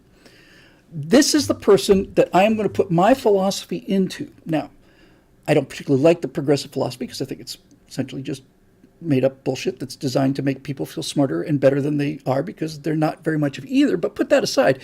If you were a progressive writer and a real writer, then what you would do is you would put your progressive heroes into situations where they suffered setbacks and losses so that when they finally got to the point where they overcame them, you would be invested in it. But they don't have the self-confidence and they don't have the character to do that. They just go straight for the wish fulfillment, which is why nobody gives a damn about these characters, because they're not characters. They're really just fan fiction from really insecure people who are making boom, boom, boom, boom. Women can beat up men. They can't.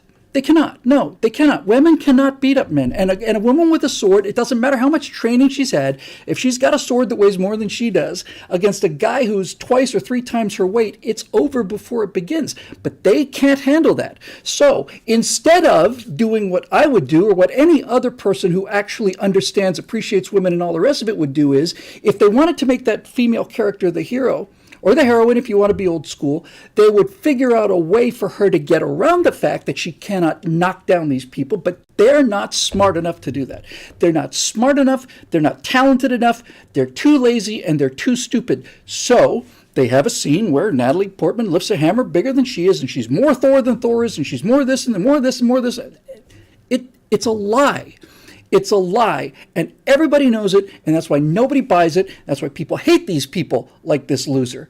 That's why they hate them, because everything they believe is predicated on a lie. Now, if you are allowing your audience to make the decisions on where the story's going to go, then they will always take it in the direction that they want, and that is not where the best story is. The best story is to take the audience where they don't want to go and put them through hell, and then you bring them back to where they want to go. Now, I want to be clear on this. It's not like there is a. I'm not one of these guys who believes that you should. I'm going to subvert your expectations. Ultimately, when it's all said and done, what the writer's job is his job is to make the audience feel entertained. Usually that means feel good. Not always, but if you're going to make them feel bad, they need to feel bad for a good reason. If you're going to kill off a hero, it's got to be for a higher calling. It's got to be for a reason, which is why throwing away Han Solo was such a crime. Such a crime. You know, you've got this iconic character who have 40 years of history. Everybody loves him, and they turn him into a doddering old idiot. This creature who's never been in a spaceship in her life is telling him how to engineer the Millennium Falcon, and that's just plain wish fulfillment from somebody who doesn't understand engineering, doesn't understand men, doesn't understand women, doesn't understand anything, has always been given everything for free. There are no first place medals, participant trophy. I'm as likely to do it as you are. You don't have to pay for the knowledge. You don't have to earn the knowledge. You don't have to skin your knuckles working down there for 15 years or 20 years or 50 years. You can just walk in and know it and do it because that's what I want me to do. So screw you, patriarchy. Here, she's even better than he is. Okay, I can't control what you put on the screen. I can't control that, but I can control whether or not we're going to watch it. I can't control whether I'm going to watch it, and that's why people have walked away from Star Trek and Star Wars and Ghostbusters and Doctor Who and all the rest of it, because all based on lies, and that's why this show is going to move into that space, and it is not going to be a show that's putting women in their place. It's going to be a show that deals with reality as it is based on truth, and that's what really matters. So, last time back to Star Engine. I hope everybody's got the plan. The connection between Star Engine and what you saw earlier is, using Star Engine, we will take the procedural universe that Star Engine generates. In most cases, we will let the dice fall. This is the other thing I was going to say. Let me go back to the dynamic I was just talking about.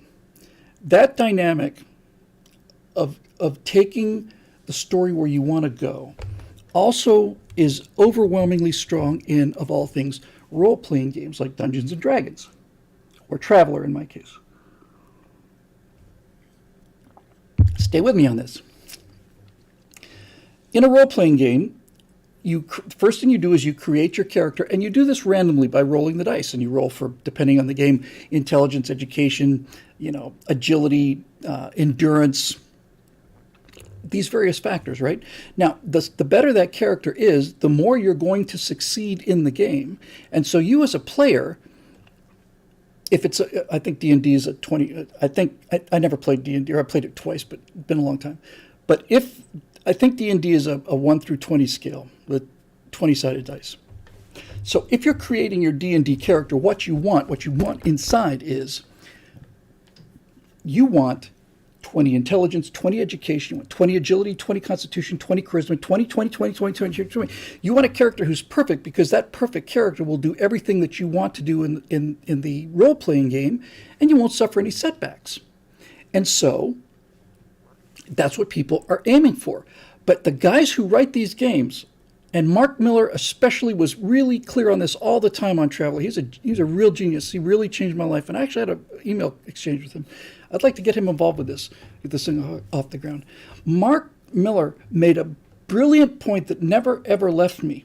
He said, if you accept the die roll as it comes out, even if it comes out badly, then that gives you an opportunity to think of a way to add dimensionality to that character. And here's like a classic example, okay? If you roll on a scale of 1 to 20 and you roll an intelligence of 18, right, and an education of 2, well, that lack of education is going to prevent that character from having advantages in the role-playing game. But what does that crummy roll on education tell you? Well, since it's randomized, it tells you that, okay, so the guy's very smart, but he's very, very poorly educated. That's a basis for a character. And if you flip it around, it's even more interesting, although a lot less likable, because this essentially is what intellectualism is. What if you roll it the other way around? What if you roll a 2 on intelligence and you roll a 20 on education? That means you have an extremely, extremely, extremely well-educated idiot.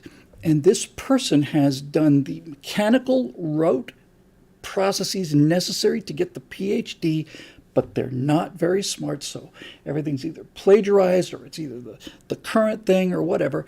And so the point Mark Miller was making, and I'm sure they made it in D&D as well, and every other role-playing game, is promise yourself that you'll accept the randomness of the dice roll, because if you do that, you will be rewarded downstream. And that takes a lot of discipline. First 2 or 3 sessions of a role-playing game I ever played, I'm not making this up. I don't know if Steve Stipp is watching the show, but if he is, he's our great referee and Traveler. The first 3 episodes or so, the sessions of Traveler, science fiction role-playing game that we played, I essentially went to bed in complete battle armor. I mean, everywhere I went, I was wearing fully armor, just in complete battle armor all the time. I'd take a shower with battle dress on, because if somebody shoots at me, then battle dress really helps. And it was this kind of teenager insecurity about wanting to do everything perfectly the whole time. And so since I was wearing battle dress all the time, nothing ever happened to me. Somebody shoot me, bounce off. That's boring. This is boring. New Star Trek is boring. New Star Wars is boring. Ghostbusters 2016 is boring. All of it's boring because there is no conflict. Conflict is drama. Period. So if your character doesn't suffer, it's not a character. It's a pamphlet. And that's really probably the word I've never come up with before. I like barbarians very much for these little chicks who are hacking to pieces men that weigh 4 times what they do with battle axes. Barbarians is a fun term, but pamphlets is actually the term. They're pamphlets. It is, here's my political philosophy. Now, if you have a message, send, Western Union. If you have a political philosophy and you're a good writer, then you will write a series that gets people to watch on account of its quality, and your values will come through it. Great example of that is The West Wing. I disagree with everything on The West Wing. I never saw any of the episodes, but it was a well-written, in fact, it was a brilliantly written show. And because it was brilliantly written, people watched it and they got their political message. They didn't make the president in West Wing universally correct. And he didn't win all the time. That's why it was a well-written piece of drama. I just find the whole premise to be a little unbelievable. But that's neither here nor there. That's just my personal preference, right? It can be done. It just can't be done by these people, because these people are so far away from truth and reality that they simply don't know what to write. So when you have Rings of Power being produced by writers who had previously worked on Girls or worked on, pick the show of the week, trying to interpret what J.R.R. Tolkien is trying to say, they cannot get there. And it's not that they can't get there from here. They can't get there. House of Cards, Marisha says. Another great example, beautifully written show, right? They cannot get there. They do not have the experiences in life to be able to connect to the mythos that they've been assigned. The people who are making Rings of Power are failing on an historic level because the people who convinced the money guy that they could do the show have never, ever had any experiences that are in any way connected to anything that happens in the Tolkien universe. They've never had to fight. They've never seen real evil. They've never had to decide whether to run or towards the enemy or away from the enemy. They've never had to deal with betrayal, honor, courage, none of it. They don't have any idea what these things are. And likewise, the people that are writing Star Trek Discovery and Picard have no idea what science is. They have no idea what Star Trek is. They have no idea. There was a period of time when Star Trek, a brief period, I think right around the first movie, when Star Trek was referred to as the human adventure. And that's what the appeal of Star Trek was. Star Trek was not just, hey, transporters. It was like, we will eventually get to a point where we'll all be able to get along and then we can go out and that's great. And it was actually happening before progressivism entered the world and decided to make us all enemies again. If we were making Star Trek today, the original series, then Uhura wouldn't be speaking to Kirk because of his misogyny, and Sulu would, you get the idea, right? And it would just be garbage, and nobody would watch it, and there would be nothing on my wall. So this same thing applies to Space Engine. I could go in there, and I could manufacture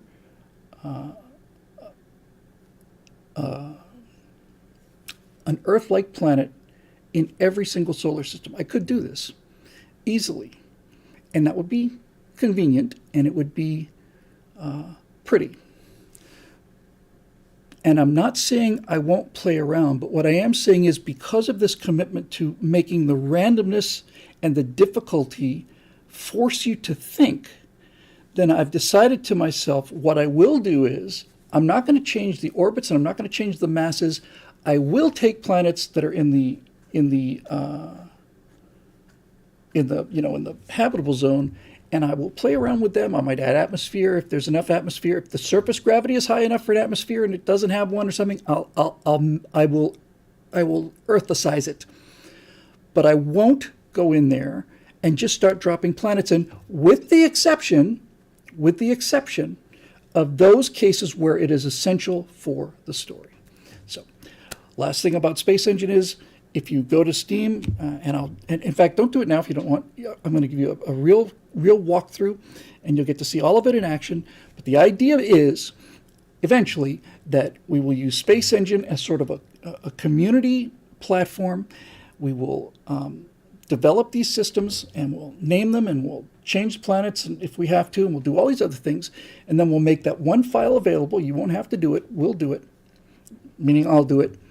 And all you'll have to do is get the latest update, insert that into the folder so that when you boot up Space Engine and you boot up Space Engine and you boot up Space Engine and you boot up Space Engine and you boot up Space Engine, we will all have the same modifications, and those modifications will be canonical in the Colonies universe. Ta-da! All right, now let's change the subject a little bit, and then we will do some questions.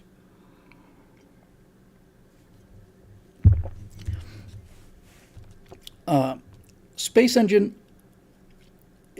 to the degree that you can modify it, I would consider that to be open source. So I want to talk about open source for a minute, or 40. I think open source is the not only do I think it's the future and the present. Open source is a meta concept. Open source is the acceptance of the idea of distributed intelligence. We all, for those of you who are new, I'll make this very fast. There was a contest held in England in the early part of the 20th century where there was a gigantic ox. And the question was, if you paid $50, as a significant hit. If you had skin in the game and you wanted to win, you had to guess the weight of the ox. And if you guessed it correctly, you'd get all the ox meat, which is significant. And a statistician went down there, an elitist, who said, well, obviously the common people can't possibly get it. It'll go to somebody who's either a butcher or an ox breeder. And what happened was, it turned out that nobody got the answer correctly, but everybody got the answer exactly within a pound. So when he took all of the different inputs, all the different guesses, and averaged them, even with the outliers, it came to within a pound or two of the actual weight and was by far the closest guess. So what open source is open source is using that actual reality dynamic that none of us know the answer, but all of us know the answer. And it's distributed intelligence. From a creative point of view and from a practical point of view in terms of making an interesting TV show, what you want granularity. This place is a Star Trek museum because I got to watch 79 episodes of Star Trek for free. Didn't cost me anything, wasn't behind any firewall.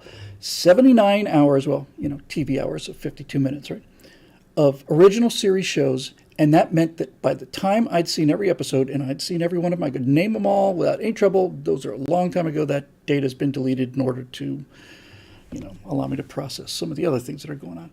But that was the foundation. And since then, you take Next Generation and Voyager and Deep Space Nine and all the rest of it, there's thousands of hours, well, maybe not thousands, hundreds of hours certainly, there's got to be close to 1,000 now, at least that, of canonical detail where one writer writing one script adds a little bit of something to make his script work, and now that's in the universe, and that's part of the canon, right?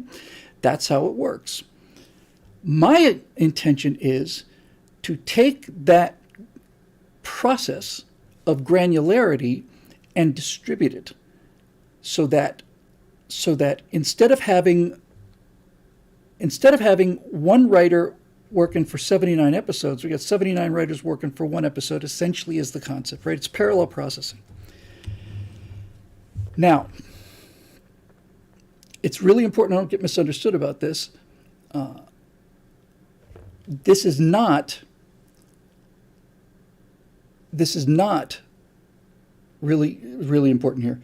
This is not an invitation to write scripts or to write things that have any influence at all on the storylines, because that is beyond the purview of what I'm talking about. It's limiting, and that's just going to get people's feelings hurt. I don't want people to come away with this upset.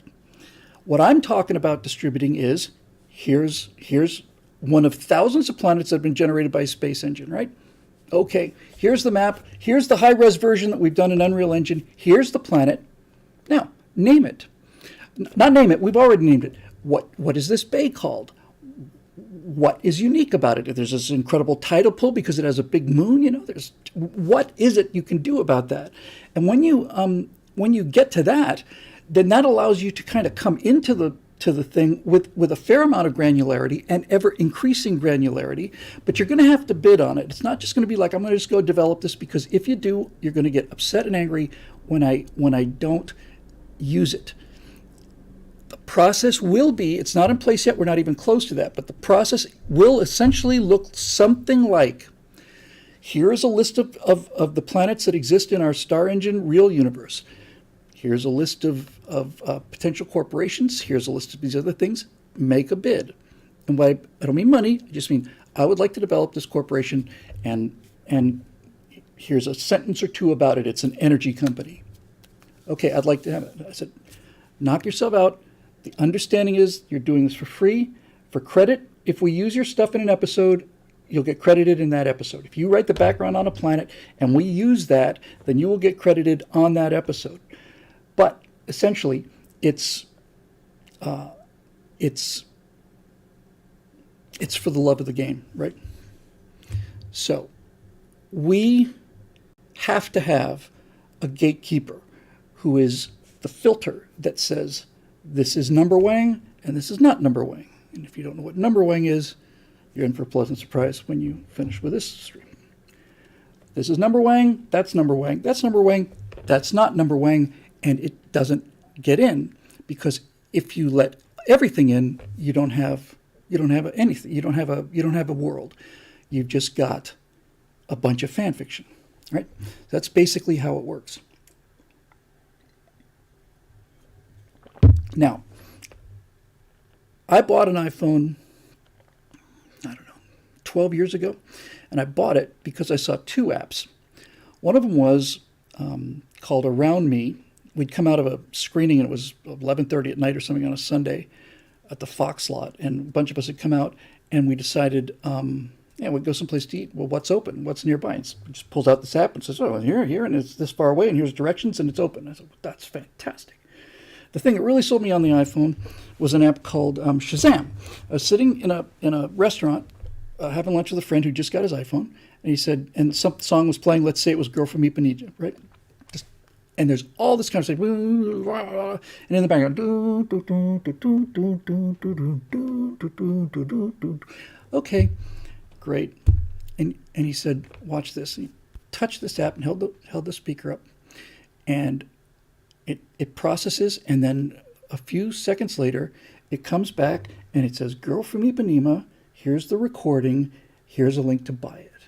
And the second I saw that, the instant I saw it, I said, I know exactly how that works. People saying, is the video choppy? It is. Fortunately, where we're recording it, it's being streamed out on 2 different platforms, but we are recording it onto hard drives, so the version we upload to YouTube should be rock solid. Yeah, boomer mind blown, exactly.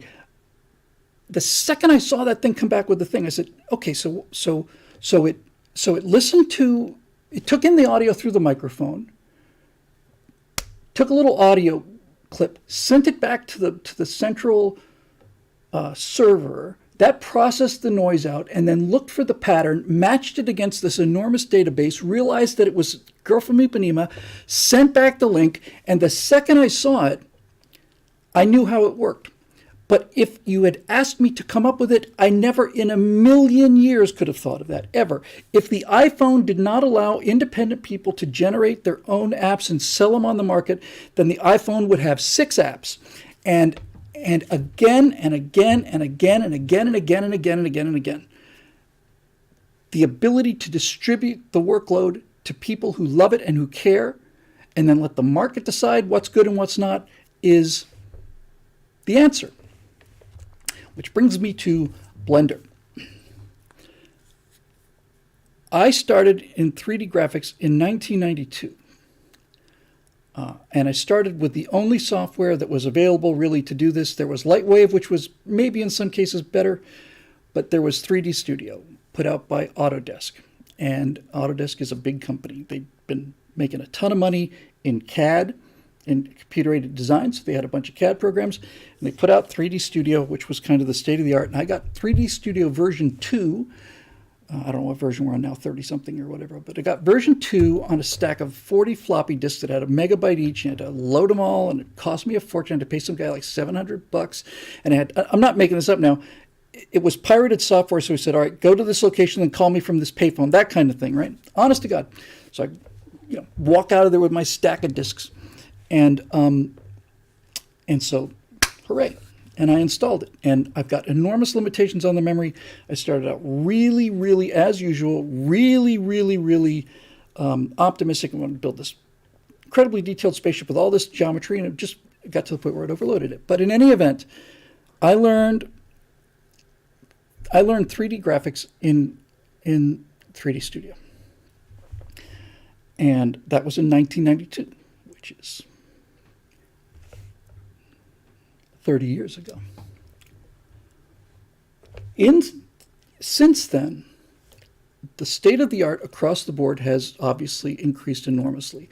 Things we do now instantly are things that used to take us forever. The idea of being able to look at something in real time in a viewport and look at it, just luxury, inconceivable when I first started. And I've been a 3D Studio guy since then because I know 3D Studio. I know how it works and so on. Now, when I got the first of these spaceships, I've shown them before on a couple other shows, and I'll put them up there on the website when we get to them, when we get to this place in time, which is coming up. When it came time for me to texture these latest ships, I had to texture them in. Let me start again. I got a model off the web that I liked. It was an untextured model, but it was really pretty cool. I brought it into Unreal. I was going to texture it in Unreal, but it didn't have any mapping coordinates the geometry didn't have a number grid on it to tell the texture where to lay. So I said, oh, God, no, come on. Not even, it's one thing to assign textures. That takes forever. But if you have to map it too, it's just horrible. So, all right. So I took this thing into 3D Studio and I started breaking it down. It was something like 600 individual pieces, right? And I'm just clicking this damn button again. And I map this, map this, map this, map this. So I finally got to the point where it was mapped. And then I started trying to put textures on it. And 3D Studio didn't have any real textures. It had a couple, but the problem with 3D Studio is that 3D Studio comes with a scanline renderer, which is a terrible renderer, but it's also extraordinarily slow. And I'm thinking, oh, great. So I bought a license for iRay or for V-Ray or there's all these other renderers that you pay $700 for or whatever to render the image that comes out of 3D Studio. And then you have to get textures that are unique to that renderer and all this other stuff. And finally I said to myself, why am I doing this? I had played around with Blender a couple years ago. It looked great. When I first heard of Blender, Blender was a joke. And Blender was a joke for the first, 10 years of Blender. And suddenly it wasn't a joke because Blender is open source. It's free. It's like Unreal Engine. It's free. So then meaning like 3, 4, 5 days ago, I started looking at some Blender stuff. And oh my God. I'm just like, what? Are you kidding me? That's unbelievable. And again, things that were like a horrific amount of work in 3D Studio. Done, automatically done, one button, done.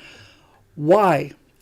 Because Blender is open source and it's free and it's got awesome people. Thank you, Omicron, I appreciate that, but I'm getting to the point of the story here.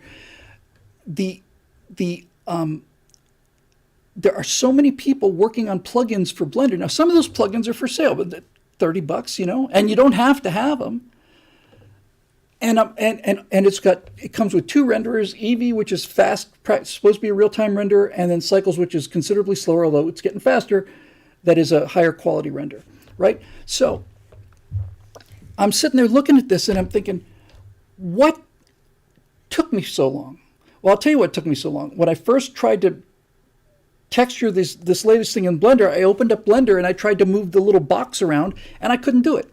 I just didn't know the commands. So I said, now I can either try to relearn Substance Painter, and that's another enormous $200-300 a month thing, and then I can get a license for 3D Studio, find a renderer there and get all those textures and stuff, or I can learn Blender. And I watched a 20-minute tutorial, and that's all it took. Now, I'm not saying it's all it'll take for you, but I am saying it's all it'll take for me because 3D software is very much like video editing software.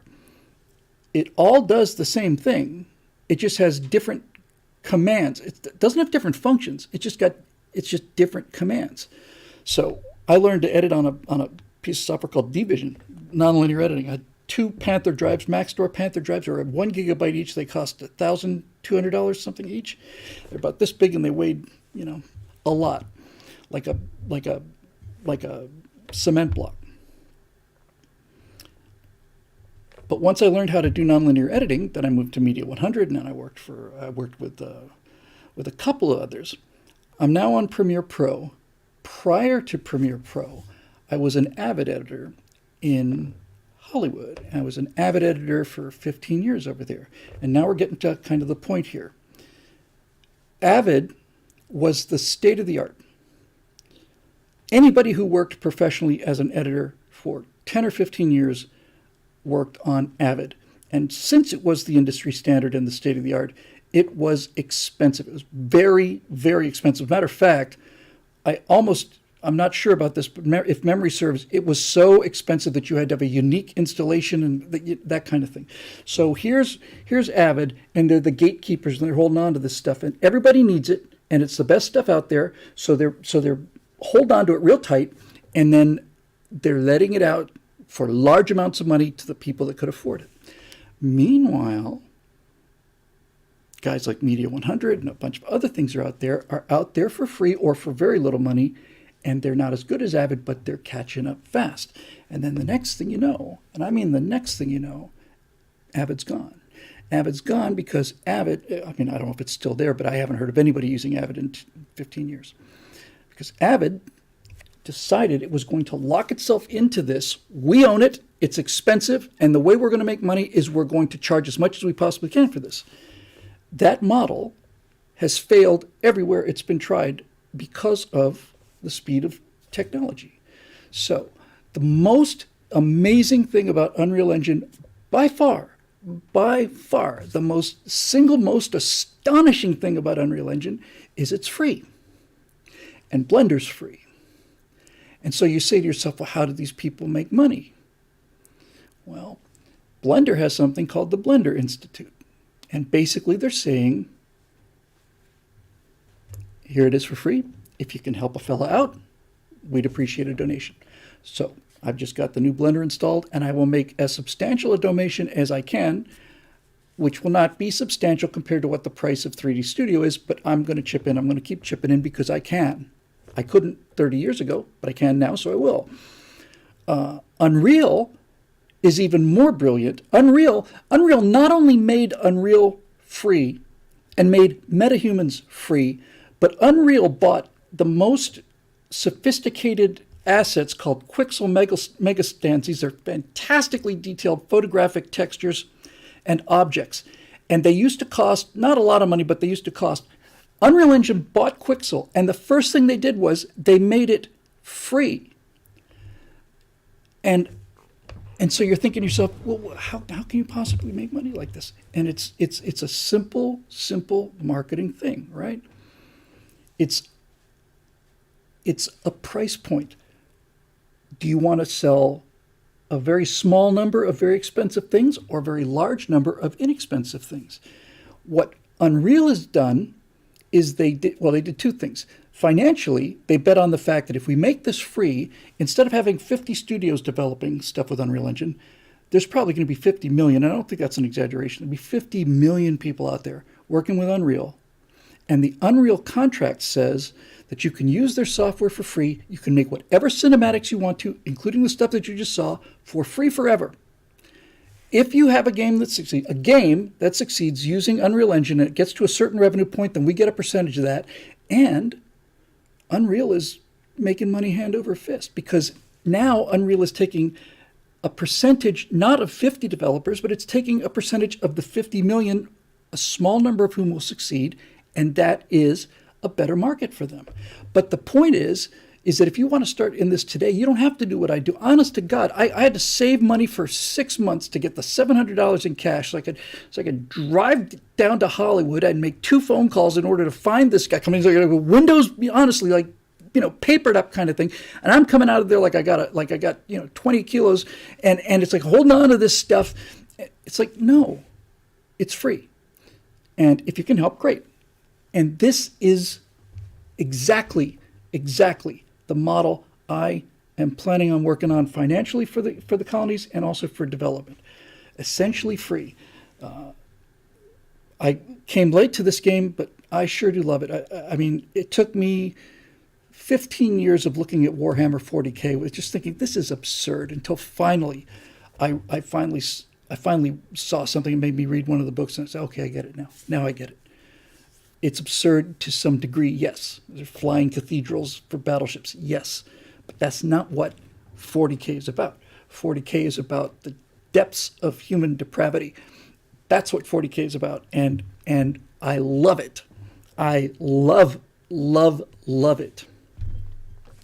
So there were, as with Star Trek and Star Wars, a number of really terrific fan films that were made for 40K. And one of them is really outstanding. It's much better than what they put out. Really outstanding. But what Games Workshop, I think, who owns 40K, what they did was they said, okay, all of these things we're gonna pull them down from YouTube. We're gonna pull them down because we're gonna open Warhammer Online Yes, the one to look for is called Astartes. It's a fan fiction film. The guy who put it up had to take it down, but it's up in a couple of other places. It's astonishingly great, and it's a one-person animation. It's just fantastic.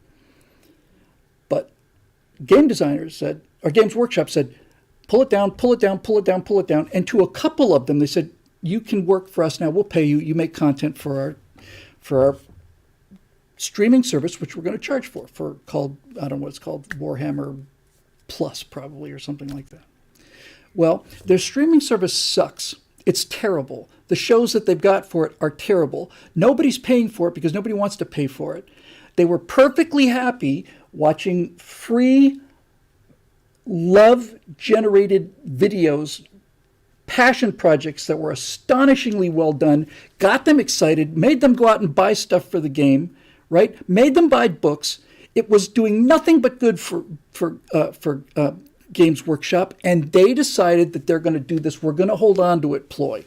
We're going to hold on to it. We're going to lock everybody out. We're going to make them pay to get in. Well, it didn't work. Okay, so this is the difference between the model I want to work with and the long pre-existing model. Do you want to make people pay for something, or do you want to give it to them for free and then get all of the benefits that come from a very large fan base that does in fact generate some revenue? And to me, it's a no-brainer. It's not only smarter economically, it's smarter culturally.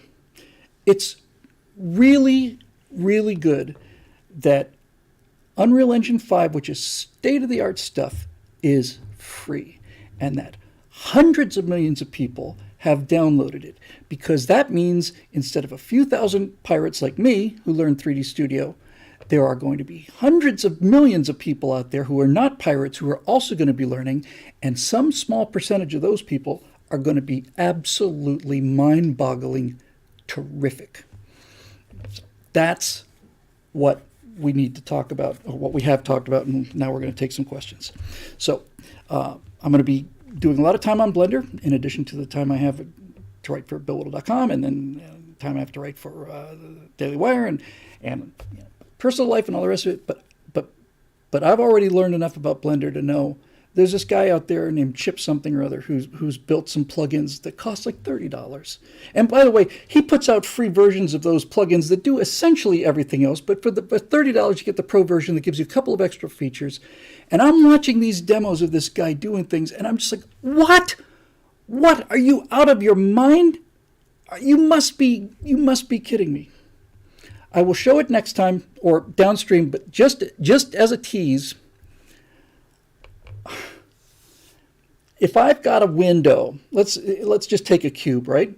I've got a Borg cube, and I want to have a window and a room inside, and I want to be able to look through that window and see the room inside, and when the cube moves, I want it to look like it's a real room in there. Fantastic. Okay, that means we're going to have to build geometry inside this cube. We're going to have to build the chair. We're going to have to build this and this, texture it, light it, all that other stuff. Great. And that's going to take up resources, memory, and all the rest of it, and time. And then somebody came out with something, open source stuff again, that just blew my mind. They came out with something called a parallax texture. And here's how that works.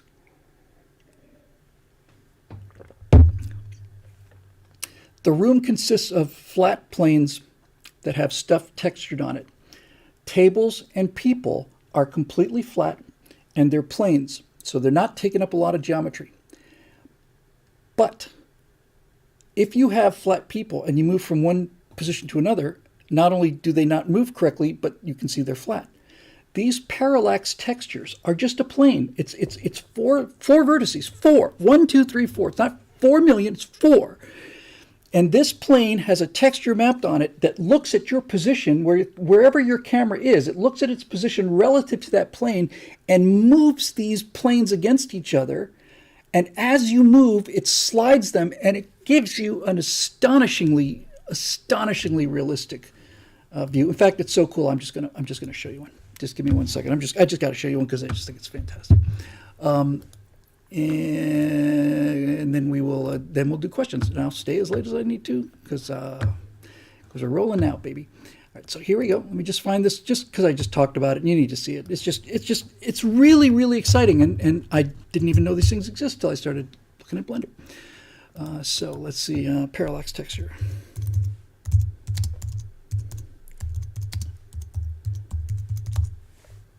Excuse me while I put on my cogitating spectacles here. Go on, I want a real quick one. I just want a quick one that shows how it works. And come on, you swing. I'm not going to spend all day doing this. I just want a real fast one. Here we go. All right, let me just download this. This is just really cool, and this is why we have Stratosphere Studio instead of the Stratosphere Lounge. Because if you're here for the politics, we'll see you Thursday night. Check this out, guys. This is just amazing. I'm just downloading it now. Sorry for the delay. Talk amongst yourselves. Don't say anything mean. Start. Oh, just say mean things if you want to. I don't care. I'm not going to tell you how to speak. There it is. Come on, talk to me. Talk to me, Goose. Okay, so this is going to have some of. I got to put it into two different windows, but that's okay. Here it comes. It's coming through now, Con. 1 second, and I will just let it play because you just have to see it. I think it's like a minute long or something. Almost there. All right, here we go. So first we're going to drop it into the YouTube stream, and then okay, let's talk about how quickly we can create a apartment building using the new W Parallax inserts in KitOps. So I'm going to scroll down here. I'll grab this one, and I'm going to add it to this default cube, and it snaps to the middle because we have face snapping on. And once I've done that, I'm going to grab this back area, and I'm going to actually move this up so that I can see what's going on, because I'm going to put a second floor on here. And let's just take this and move it up just a smidgen, right? And then we're going to grab another one of these. Let's try this one right here. I'm going to add that insert. I'll hit the N key to get rid of that face, and we're going to put that one right about there. And then let's go ahead and grab one more, and we're going to stick him something like right about there. I'm going to move this up just a little more, something like that. I want to add a piece of glass on here, and that's a 1x1 piece of glass. I'll say place it on the selected insert. So then I'll add an insert there, click over here, grab the 2x1, and with face mode on snap, I'm going to add the insert there, click over here, and 3x1. I just discovered him. Let me kill the volume on that. All right. So, imagine what this does if I had a spaceship and I wanted to put interiors on that spaceship. I would have to build all of these rooms and then mount them into this thing, and just think of all the rendering and all the time. All I have to do now is just stick this thing on it like a decal, just plop it in. And there it is, and and he's talking about glass now and stuff. So I could probably just kill these. I think it's been on long enough. But this is of somebody. By the way, this is an independent person who simply figured out that they needed a way to do this, so he did it. He just plain figured it out, and that's the miracle of open source. The idea that now look, I'll probably find out that 3D Studio has been having this for 15 years, but basically the idea that they could do that is I think it's just completely beyond anything that a big company like Autodesk could do. So Autodesk, you're going the way of the dinosaurs. It's been fun working with you, but you either need to get ahead of this or not. And it's too late already. Just working with Blender just a little bit is just infinitely better. All right, so let's do some questions. Why don't we? I guess we will. You know what? We'll do Facebook questions tonight, because I think we need to set up something separate for BillWhittle.com Facebook questions for Stratosphere Studio, so Stratosphere Knowledge. So we'll do Facebook questions, and then we'll call it a night. It's been a fun show. I'm having a good time. Everybody's jazzed and groovy, and there you go. Come on. Here it comes. Okay, here we go. Facebook page, Stratosphere Studio, 4 comments. All right, we'll take them all, and I will check BillWhittle.com, because I know some of you are panicking now because I said I would. So I will. I'm not going to finish until I finish. So Have no fear. All right, so we're going to do Facebook questions first. Then we'll go to BillWhittle.com. We'll find them. Everybody settle down. Here we go. All right, just want to make sure everything is copacetic here, and copacetic it seems to be. All right, here we go. Ready? So from our Facebook page, we have Trevor Duell. Hey, Bill. If politics is downstream of culture, then what is culture downstream from? Do movie and TV execs inform our culture? I'd like to think that we can influence culture with our dollars, but it seems like the aforementioned will keep cranking out the content regardless of who's buying. Am I wrong? That is a profound question. Why do they continue to make woke garbage when certainly by now it is crystal clear that it is not only not going to make them money, it is going to kill their golden geese? Why? Why do they do it? Why do they lose money on purpose? And I've thought about this, and I don't have any direct evidence for this, little bits of hard evidence, but I have a tremendous amount of circumstantial evidence for this. The argument is, since people aren't buying this woke stuff, since politics is downstream from culture, and in the culture we say, we're not going to go see any of these movies are garbage. We're not going to watch Rings of Power. It's a catastrophe. We're not watching it. We're not going to pay for it. That's okay. So why do they do it? I believe, and by the way, this is deeply connected to the same issue, is why did the NFL support all of this taking a knee during the national anthem? Why did they tolerate it? Not only tolerate it, why did they celebrate it? The people who watch football games are not the people who take a knee in protest of police actions. So why did the NFL back it? I know why Kaepernick did it. I know why the other players did it. But why did the NFL do it?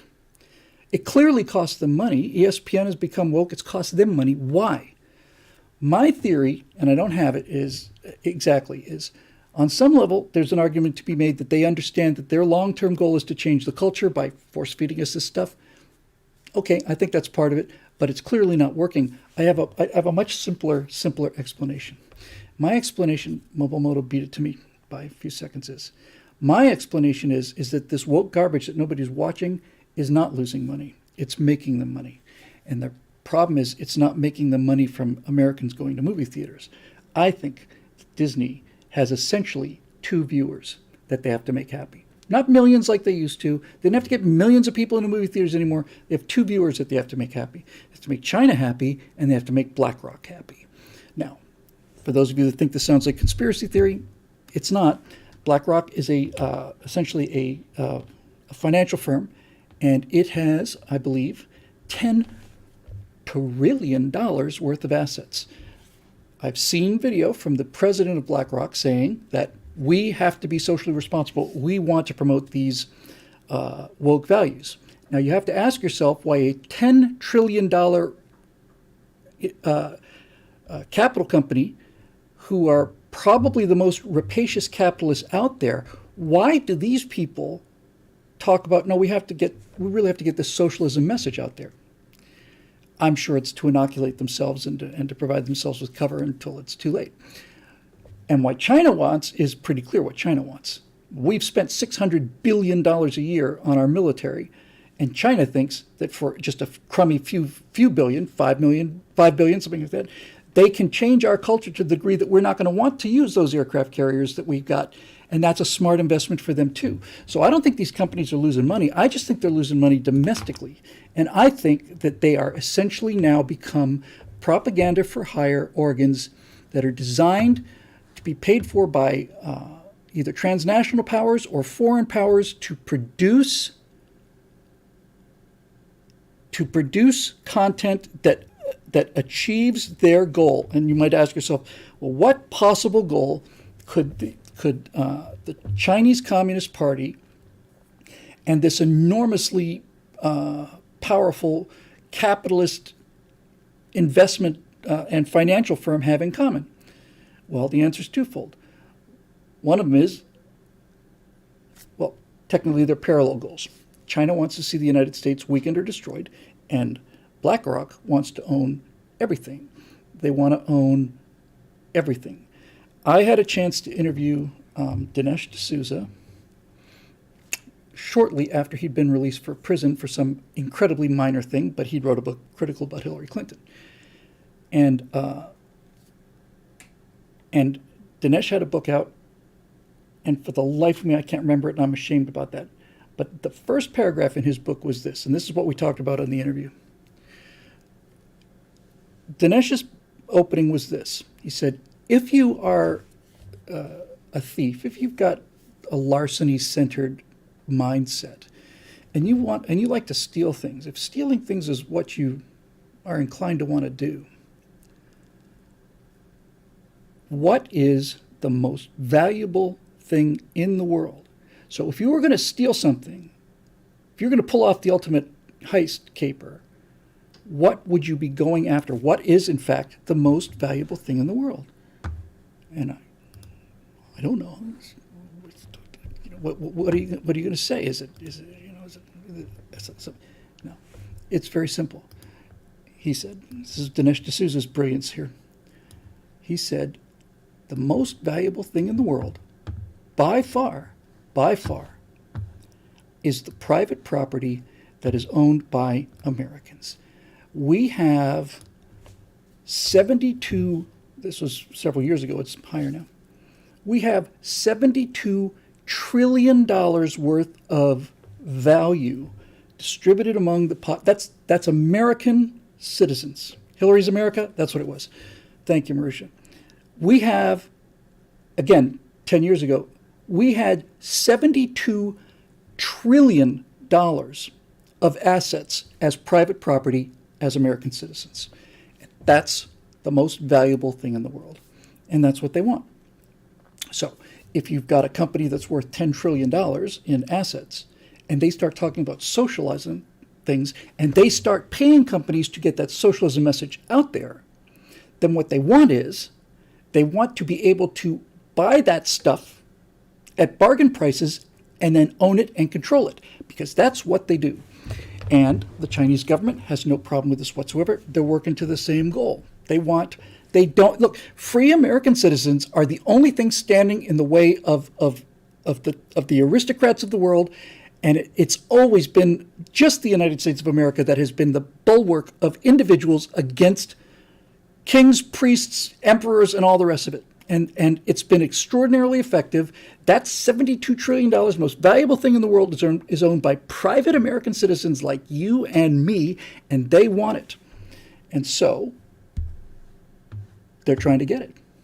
And we're here, meaning BillWhittle.com and the rest of us, we are trying to stop them. And we don't have trillions of dollars. So that's why this stuff continues to get pumped out, and it will continue to get pumped out. And while that power that they have is enormous, there is one power that they do not have, and that is they do not have the power to convert people by speaking the truth. The truth is not on their side. People want to be free. People want to be prosperous. That's our brand. That's what they're trying to destroy. And the reason that they're spending billions of dollars on this stuff and they're getting very, very, very little return on investment, you can make a compelling argument that they're actually hurting themselves by doing this. I think they are. I think they're actually worsening their case with this money. But since they're predicated on a lie, they're not getting anywhere. And my entire meta purpose now is to go into that enormous cavern in the pop culture where Star Wars and Star Trek and all these other things used to live, and go in there and put in something that is exactly the same emotional tone as the original Star Trek and the original Star Wars. It's hopeful, it's optimistic, it's realistic, and it's fun. And it's good storytelling. And I think if I can just get this ball rolling, I can move into that space and not only change the culture, make a little money at it too, which wouldn't be bad at all. At all. So, moving on. Eric Blake, peace and long life, Bill Little, live long and prosper, image of Eric Blake. By the way, there's a picture of, I saw this on Instapundit today, of Stacy. It's funny how I always forget people who don't really matter. Come on.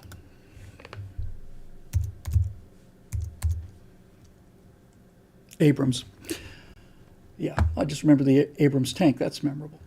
I saw a picture of Stacey Abrams, of course, a super liberal politician who Democrat, who claims that the Georgia election was stolen from her. She claims to be the actual governor of Georgia, and she's a big Star Trek fan, but she's much more importantly, she's a liberal icon. So the liberal morons that are running Star Trek now brought her on to show how unbelievably forward they are. And Stacey Abrams played the president of Earth, which is kind of telling because that's what they all want to be, is ruler of all of us. If they asked me if I wanted to make an appearance on Star Trek, I wouldn't have said as the ultimate ruler of the planet. I would have gone with something a little more humble, but that's beside the point. So it's all about Stacey is what a big Star Trek fan she is, and she's holding up her hand like this, and it's kind of like this, and she's trying to do the Vulcan salute right like this. She can't do it. She can't do this. You know why I can do this? You know why I can do this? It's not easy. You know why I can do it? Because I have practiced it for hundreds of hours. Muscle memory. And that comes from the Star Trek episode where Spock sees a great Vulcan from the past named Serac, and he doesn't believe he's real, so he says, live long and prosper, image of Serac. Learn a little bit every day. Okay, so here we go. I've noticed, this is Eric's question, I've noticed with my highly evolved audible and visual awareness that the version of Star Trek original series theme you used in the openings for the show is one of the remastered versions with the updated SFX, special effects, yes. But my question is, how do you like the remastered version as opposed to the version with the original sound effects? Personally, while I appreciate the charm of the incredibly dated ship movements, etc., the remastering really ensures that newer generations can more easily watch it alongside the other classic TV shows without a headache. The short answer to your question, Eric, in fact, the only answer to your question is I would much prefer to use a original version, like I used the original version of all the other theme shows that we use when you watch on Twitch and we stream live prior to going live on YouTube and recording. But I couldn't find one that wasn't just, on VHS. It was just unwatchably bad. So I went with that version because it was the only version I could find that was relatively high definition. For those of you who are not aware of it, I don't know how long ago now, but probably at least 10, 15 years now, I think. I guess when CBS bought Star Trek and re-released it, they remastered the special effects. And I don't know if they did it on all the episodes, but I know they did it on the best ones. And the remastered effects are terrific. They're keeping the tone, and it looks like Star Trek. It's just, this is what Gene Roddenberry would have done with the 60s imagination if he'd had 2020 technology or 2010 technology. And I think they look great. And I don't think it hurts the show at all. So if you haven't seen the remastered versions, it's worth a look if you're an original series fan, and if you're not, you're a communist. Another question from Eric Blake, who's now switching horses in midstream and mixing metaphors. So we're going now from Star Trek to Hail Vectron, whatever the Vectron salute is. If you're new here and you don't know who Vectron is, go to YouTube when we're finished with this fascinating program and look up Mitchell and Webb Vectron, and that is one of the greatest sketches of all time. And they're one of the greatest comedy duos of all time, and only surpassed, in my opinion, by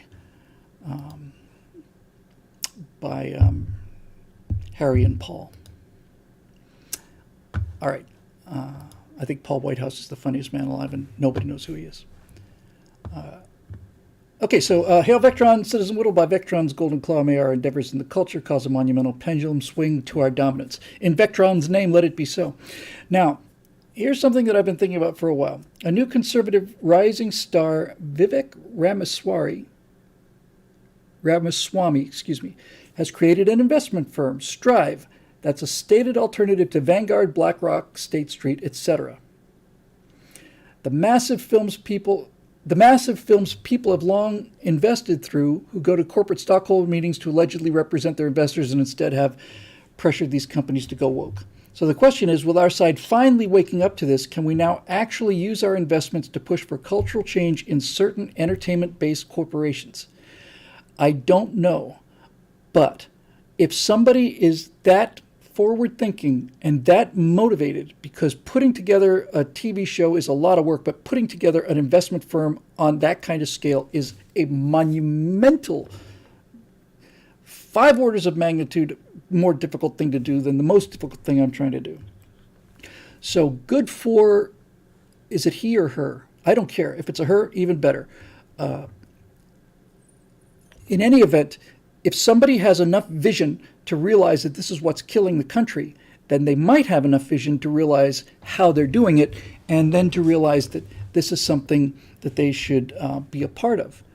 I don't need that kind of money, but I sure could do something with it. One of the things you find when you deal with something of that size is that you can actually need much less money than they're interested in lending and or investing. But I had not heard of them until this very second, and I'm very, very glad to see that, and I predict good things coming from it, and I predict more things like this are going to happen, because I suspect that if this fund is designed to circumvent entertainment companies that no longer entertain people, then the entertainment dollar that still has to go somewhere is going to go to them. And if it goes to them, then Strive is going to start being the place where people will be investing their money, because that's where they're going to make more money. See how it works? Very simple. Okay, well, the fourth comment is from Michael Baker. Just for Aussies, that's 11 a.m. Eastern Time, 1 a.m. Zulu, referring to the show start time. And thank you, Michael. I had a great time in your country. I really did. In 1998, I had spent 3 months in Brisbane. Just the most fun people in the world. I could not have had a better time or been treated better by anybody. I loved Australia. I loved the Australians. Fantastic people. And it's extremely flattering and kind of mind-blowing to think that, people watch this down there on the other side of the planet. Some of you watching it live now, it's just astonishing, really, There's so much going on that's terrible, and there's so much going on that's wonderful. It's a strange world we live in. All right, so go to BillWhittle.com.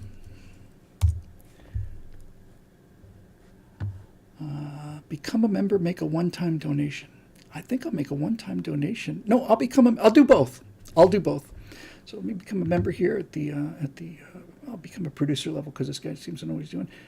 Okay, got that going, and then I'm going to make a one-time donation of $1,000 to that. And okay, so now that we're at BillWhittle.com, we got that sorted out. Let's see what we got here.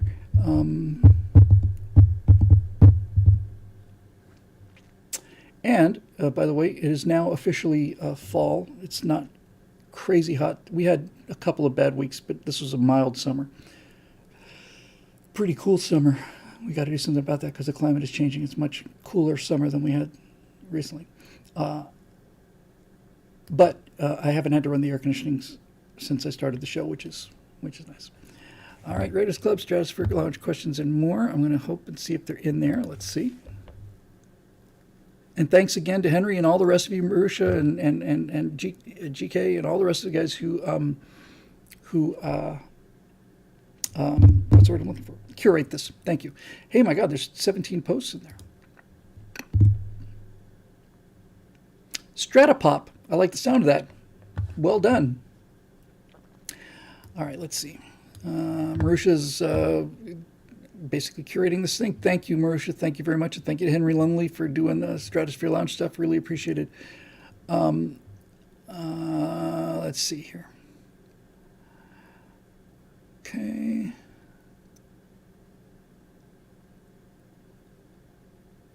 Wow, some of these are really, really great. Oh, people are talking about the static fire. They say, have you seen the static fire? Have you seen the static fire? It's funny how a preconceived idea that's just barely in your head can completely cause you to simply bounce off an idea. No, what I saw earlier today on Instapundit was I saw a Chinese skyscraper 100% on fire. Anytime I've ever seen it in movies or in real life, it's 2 or 3 floors. Even the World Trade Center on 9/11, 3 or 4 floors burning. This thing was burning from the ground floor to the 40th floor. It was black as a cinder, and that was the fire I kept thinking about. I did not see the static fire with 7 engines going, but by golly, I know what I'm going to do as soon as I get out of this. All right, so let's see. I'll tell you what I'll do, and I hate, it's just the best compromise I can do. I will cover all these questions, but I'm only going to get one question each. If you've posted multiple questions, then you can talk to the box office about getting a refund. So one's about Voyager, one's about pop culture topics. I'll take the second one, which I'll get to in a minute. GK Masterson. Okay, already asked and answered. So, Bill, do you join our movement called Black Dwarf Star Lives Matter? They are more matter than they are energy, after all. Black dwarf stars are things that will one day exist. And here's a little Wikipedia entry on black dwarf stars. I know that there's a video out there called, I don't know what it's called. It's called Imagining the Future, and it basically looks at the history of the universe from the Big Bang to the heat death of the universe, and I think it does it on a logarithmically increasing scale. So it means it's going faster and faster and faster, and even with that scale, the amount of time where stars, meaning life, are possible. It's almost like the Big Bang is a flash bulb going off, and then there's a second or two of after image. That's the period of life when the universe has rules and temperatures and so on and matter that allow life to exist. And relative to the total length of the universe, that period's instantly over. And 99.9% of the life of the universe is stars decaying, finally the red dwarf stars die, the world of black holes, and the black holes are nothing that's left. That goes on for billions or trillions of years, and finally the black holes manage to eat each other. That goes on for trillions of years. Then eventually it's just nothing but soup, and that goes on for billions and trillions of years, and then finally the neutrons decay, and you're left with absolutely nothing. I don't know if I'm down with the Black Dwarf Star Lives Matter, only because my entire life is dedicated to reversing entropy. But I will look into it. Okay, Marusha Dark, topic, pop culture critics. Bill, you said you mostly don't watch TV or movies anymore. Actually, she said you don't watch movies and TV anymore. Instead, focusing on channels like Doomcock, Drinker, Nerdrotic, etc., to whom you outsource the watching and just get back the cliff notes. This is not to single you or them out, it's just a ready example, but do you think there are any negative trade-offs to people spending more time consuming channels that talk about pop culture rather than they do the actual pop culture itself? I don't know if I understand the distinction. In doing so, they could potentially miss out on things they might otherwise enjoy that the critics got wrong. This also seems to give tremendous power to reviewers to gatekeep and steer the culture for better or worse. I see where you're going with this. That's an interesting question. My off-the-cuff response to this would be that there is so much flow, cultural flow, that is artificially driven leftward, that anybody that's swimming to the right, and frankly, if there's that much cultural flow being driven leftward, then just standing in place means you're essentially swimming upstream. That let me see if I can make this clearer. Positive reviews for something like Rings of Power, as an example, can be found anywhere. In fact, there are reviews out there that says it's simply the greatest piece of television that's ever been made, and so on and so on and so on, and they've got their check and off they go. I'm interested in the people who are criticizing the pop culture and finding out what's wrong with it, because I believe that the stuff that's spewing out of the traditional outlets is universally garbage. And I have also found that the three people that you mentioned have been fair about the things that they liked about those things, but I'm not there to hear what they liked about them. I'm there to hear about what is the latest assault on our culture. What does it look like? And what is it? So it is a good point. If you just listen to nothing but negative people, you could miss out on some good things on the shows that they're talking about. But I haven't heard them. In fact, they've pointedly said we're not talking about things like House of the Dragon because it's not bad at all. So I hope that answers the question. These are people I'm trying to convince to become creators of the pop culture rather than critics of it. And that's essentially the hardest thing I've got ahead of me. So there's that. Henry Lumley. thank you, Henry, for curating all of this stuff. And again, thanks to GK. Okay, sorry. This is actually Chris Taylor. Bill, while Team Liberty certainly seems to underestimate the importance of pop culture, we also know that Team Collectivism does not make the same mistake. We've seen plenty of examples of conspiracies to seize popular culture for themselves and destroy pro-liberty cultural projects and public figures even before the internet, as Ilya Kazan could attest. I worry that if you start any sort of traction with the colonies, that Team Collectivism will ramp up the pressure on you to destroy it. That's a good question. And it won't be done openly like you would do and therefore expect, but they will change their spots, pull in our cuttlefish tentacles, male cuttlefish, the smaller, weaker male cuttlefish, make themselves look like females so they can get past the males that are competing and cheat their way in. And all they do is make weaker species. And undermine you with the practice subtlety of courtiers and backstabbers. Have you done any forethought experiments about how Team Collectivism could most efficiently wreck your colony's project if their hive mind decided to? I have not, but we're doing it now. Maybe I'm way too naive in some cases, but this is a really fascinating question. Maybe your crowdsourcing platform won't release the money because you've been identified as a hate group. Certainly, you should be prepared for that bill as a racist propaganda file to be used again. I've got that in mind. And whisper campaigns, keyed card, lawfare, tainted food, corporate espionage and sabotage, harassed wife, a fentanyl smeared door handle, swatting, all of that stuff. I doubt they see you as a big enough danger right now for an Arkanside, but let's hope you get successful enough that one day you have to worry about those too. Have you had any private face-to-face chats with people like Jeremy Boring and Kelly Carlson's husband about what sort of tactics you can expect to be thrown at you when you become a bigger target, and what sort of insurance, legal preparations, business contingency plans, personal habits, etc. you will need to have? Since we know that someone's on Team Collectivism is already watching you and taking active measures to prevent you from being successful due to the production and deployment of the Scientific Racist hit piece and your throttling on multiple social media platforms, it would not surprise me if right now some potential big donors to you are having concerned friends warn them not to get mixed up with bad apples like you and showing them more out of context or just plain faked evidence of you being a scientific racist, grifter, fraud, etc. Sorry if it sounds paranoid. I hope it is. It's not paranoid, Chris. It's 100% accurate and true and very, very valuable. And I think probably the only criticism I would level against it, and it's not a criticism, is all of this stuff is real. It's just I don't have to deal with it now.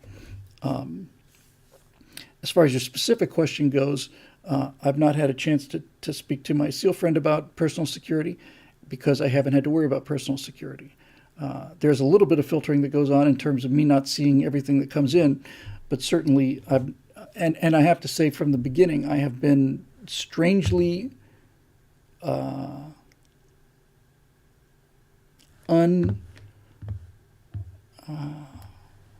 untargeted. I don't get anything like the kind of, I don't mean anything like, even when I was really, really pushing views, I never got the kind of hate mail that Ben Shapiro gets or Tucker or Sean Hannity or any of those guys.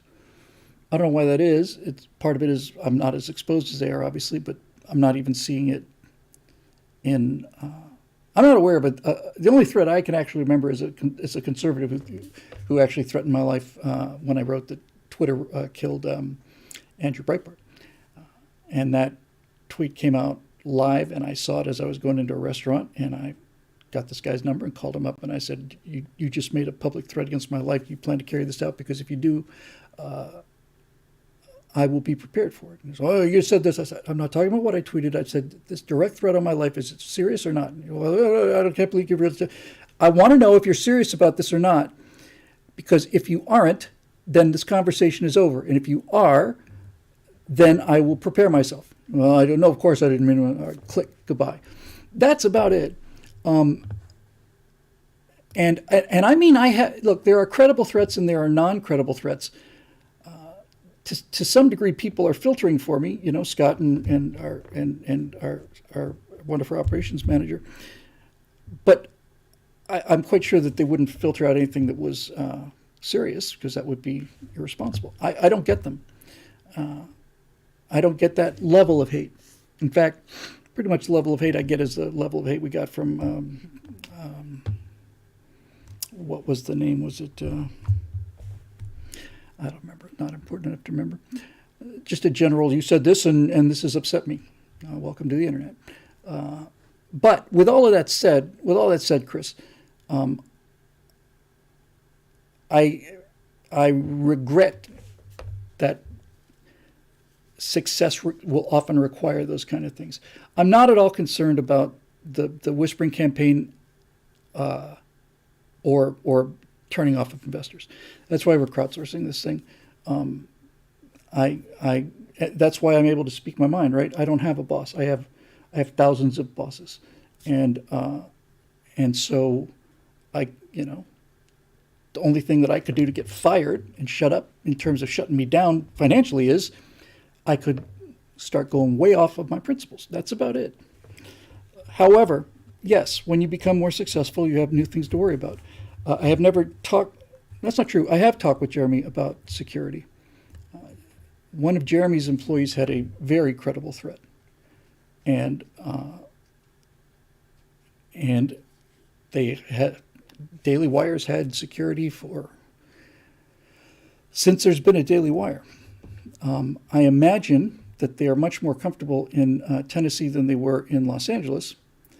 And it wasn't a security threat that drove them out of Los Angeles. It was just naked, crazy people blocking the entrance to their office on Ventura Boulevard, that kind of thing. But the security that they have now, when I visited them last a year and a half, 2 years ago, I'll be going back up there pretty soon, I guess,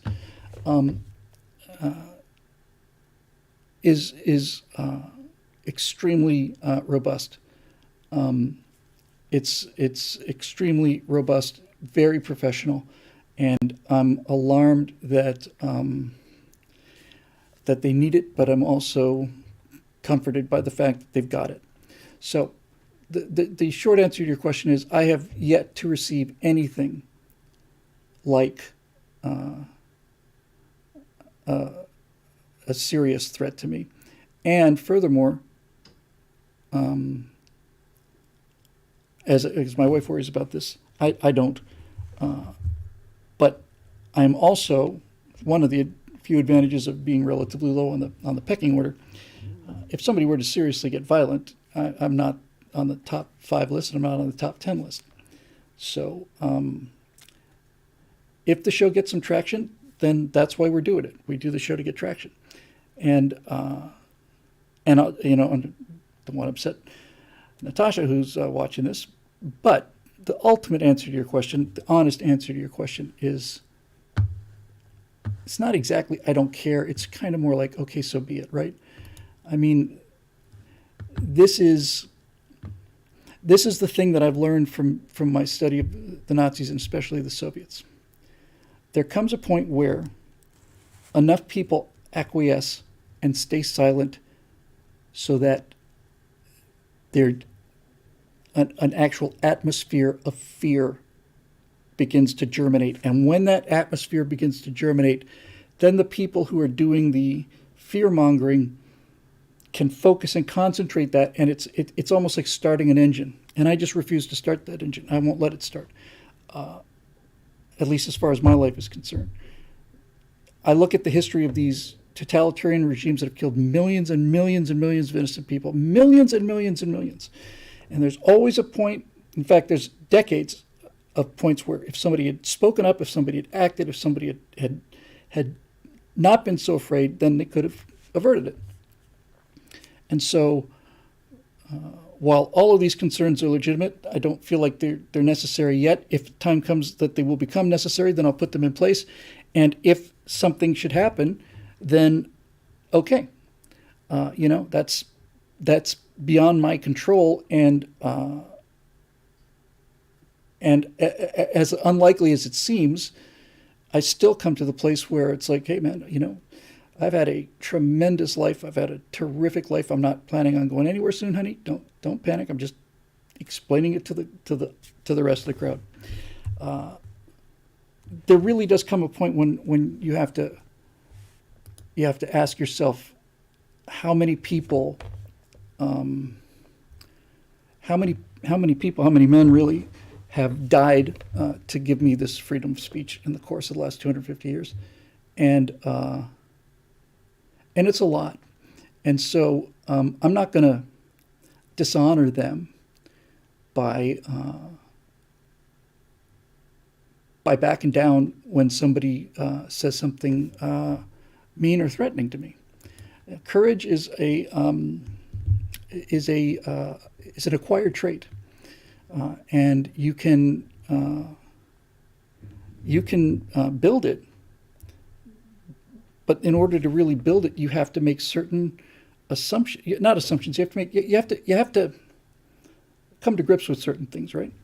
You have to come to grips with the fact that everybody's mortal, and that you're just here once, and you want to make an impression.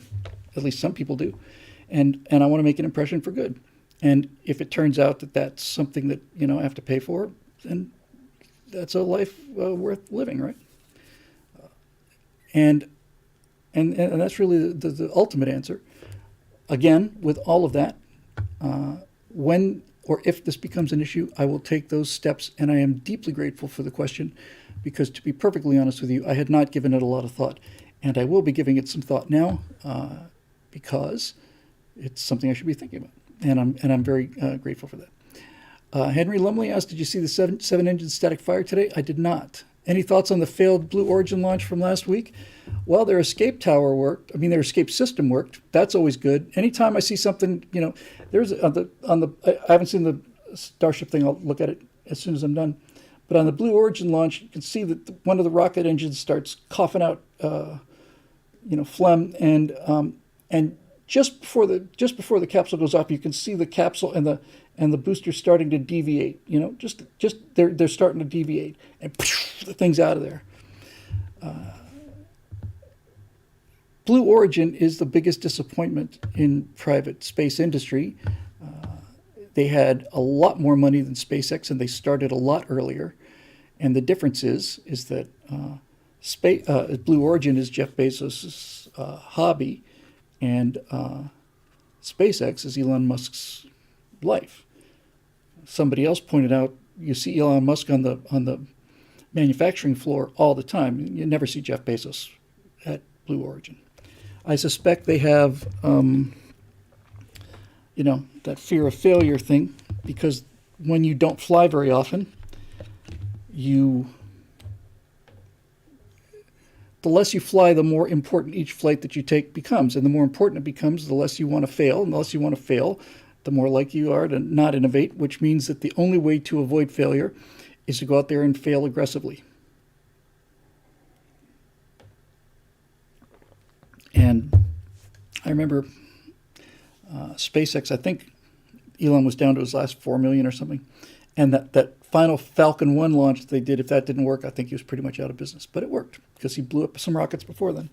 And this goes to not only political philosophy, but personal philosophy. SpaceX put out their greatest misses collection.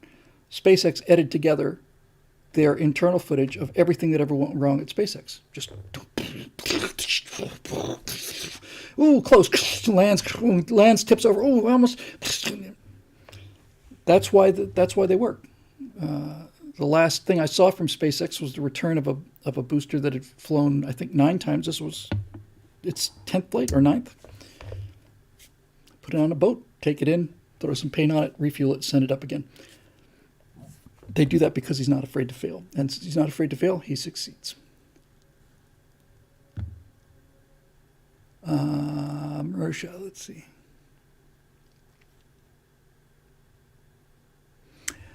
Okay, this is a note about some context. So if you, I haven't checked my email in quite a while, to be perfectly honest with you. I know that's extremely annoying, but if you could send that to me, I will be looking for those, and I'll make those contacts, because I need to get that going. Yeah, we're getting close to 3 hours. It's not bad.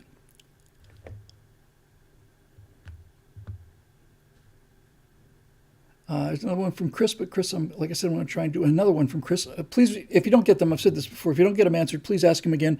And if you ask him a second time, put second time. And if you, I don't think I've ever turned down a third time.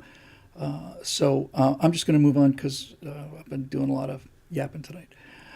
Ian Nolan, Bill, regarding stealth ships, I think you're forgetting something. In addition to stealth from helium-cooled shield, I think it's quite conceivable that we could construct stealth from metamaterials. There is, in fact, already proof of concept of this. I think the way this sort of cloak would work wouldn't be very useful for ships, but it could be useful for hiding bugs, bombs, and perhaps even entire facilities under the right circumstances. I have not heard of that, Ian. I'll go looking for it. But that, to me, is what the so-called space submarine will be. In The Expanse, you just glued some funny-looking black stuff on top of an asteroid or whatever. Now it's a stealth asteroid. That's ridiculous. The submarine is now the ultimate weapon. It has been since the Nautilus. Aircraft carriers are the thing to have in a conventional war, but if you really get down to serious business, subs are, you live and die in your subs. So submarines are now have a capability that was beyond imagination in the early days of submarine. I believe that the farthest that a stealth ship in space will get will be something roughly equivalent to either the early days of World War I or maybe even the pre-World War I days, where it is capable of doing an extremely small number of things and very, very limited. It's not a cost-effective weapon yet. In World War I, it's getting to be. By World War II, it is a game changer. But I think the physics basically say that, So there's that.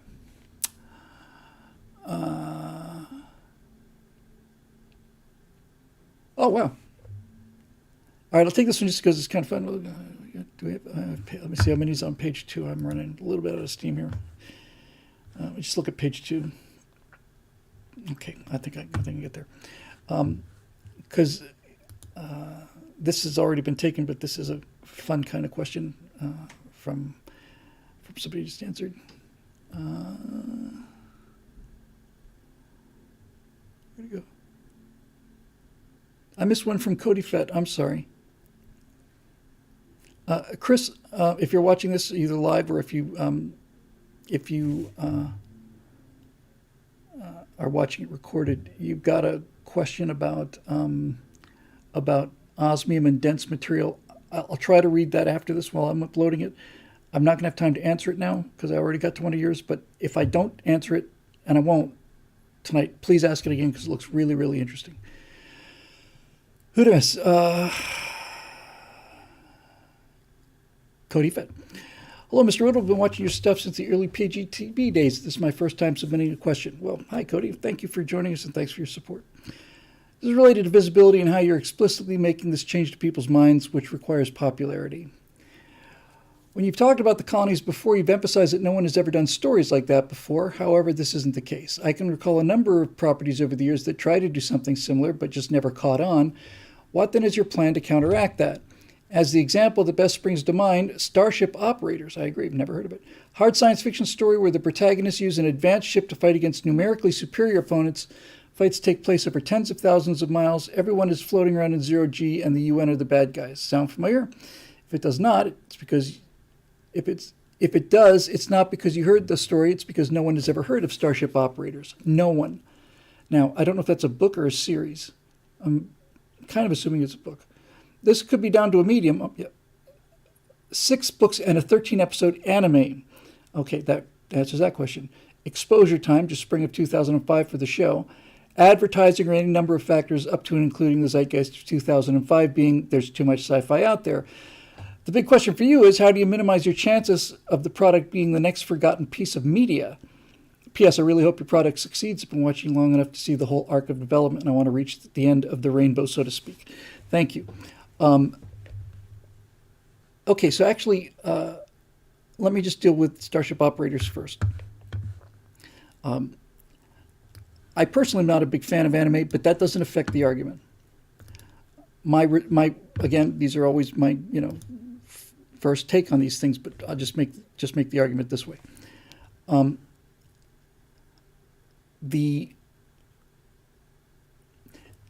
So anime is so you're saying that I haven't heard of it. Obviously, you're saying Starship Operator is extremely hard sci-fi, right? But it's presented in anime format, and anime is an extremely stylized medium. So you can write hard sci-fi and animate it through anime, but you can't make it look like it's hard sci-fi because it's anime. And that argument applies to any 2D animation, not just that particular style. I suspect that's probably why it didn't catch fire. I have no idea about how well written it was, about how universal the characters were. In 2005, there was nothing like this hole in the pop culture. There was an awful lot of science fiction, but there was no... In 2005, Obama hadn't even been elected yet, so there was no... This is when I published Silent America. So there was no sense of loss. There was no sense of, my God, how bad things can get. And that means there was no sense of what would life be like if I could get out of here and hang out with the people that really want to work and be left alone rather than be constantly subjected to these, bureaucrats and inspectors and middle managers and, politicians and all the rest of these control freaks. So all of those things are different, but I think if I had to put my finger on it, look, I've said this before about the colonies. I never had, and I do not have any interest in doing an animated show. I have invested a great deal of my time and effort into producing an animated show that looks like reality. And the only reason I ever got into this in the first place was somewhere around 3 or 4 years ago, 2017, so pushing 5 years ago. One of our viewers said, you really should check out Star Citizen. And when I saw how far real-time animation had gotten and how good it looked, and that was 5 years ago, that's when I began to realize, okay, this is something that I'm interested in because I can see this becoming a puppet show, meaning that I can do it in my own little box in my own room by myself if I have to, but I can get very close to telling real stories. I don't have any interest in doing this. Some stylized animation, 3D animation is actually very good. I just don't like it as a general rule. I don't. There are a couple of exceptions. There are a couple of Love, Death, and Robots that I like. The one from the first season about the farmers that was cell animation and very stylized. I like that a lot. I liked the first episode of the third series. But all of that stuff is just, look, I just can't be clear enough about this, right? I am such a deep believer in everybody having the freedom to do whatever they want to, so long as they don't hurt anybody else. There's all this stuff that happened earlier with this, this talk about, woke programs. I'd say make as many woke programs as you want to. I have no problem with that at all. What I have a problem with is you taking an existing anti-woke property and then burrowing into that and hollowing it out and negating it, not just damaging it, negating it in order to get a message that people don't want into the pop culture. So there you go. Now, Marusha, who's apparently in two places at once, says stylized age is better. Look at cutting edge CGI from the 90s versus today. I don't buy that argument. I just don't. The uncanny valley is a thing. It's a non-moving target. There's no question that people, including the biggest people, I'm talking to you, George Lucas, thought the technology was further ahead than it was, and furthermore,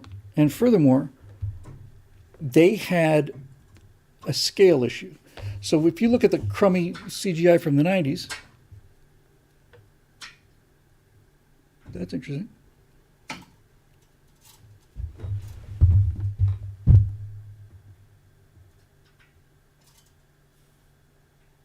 I don't know if you can hear that.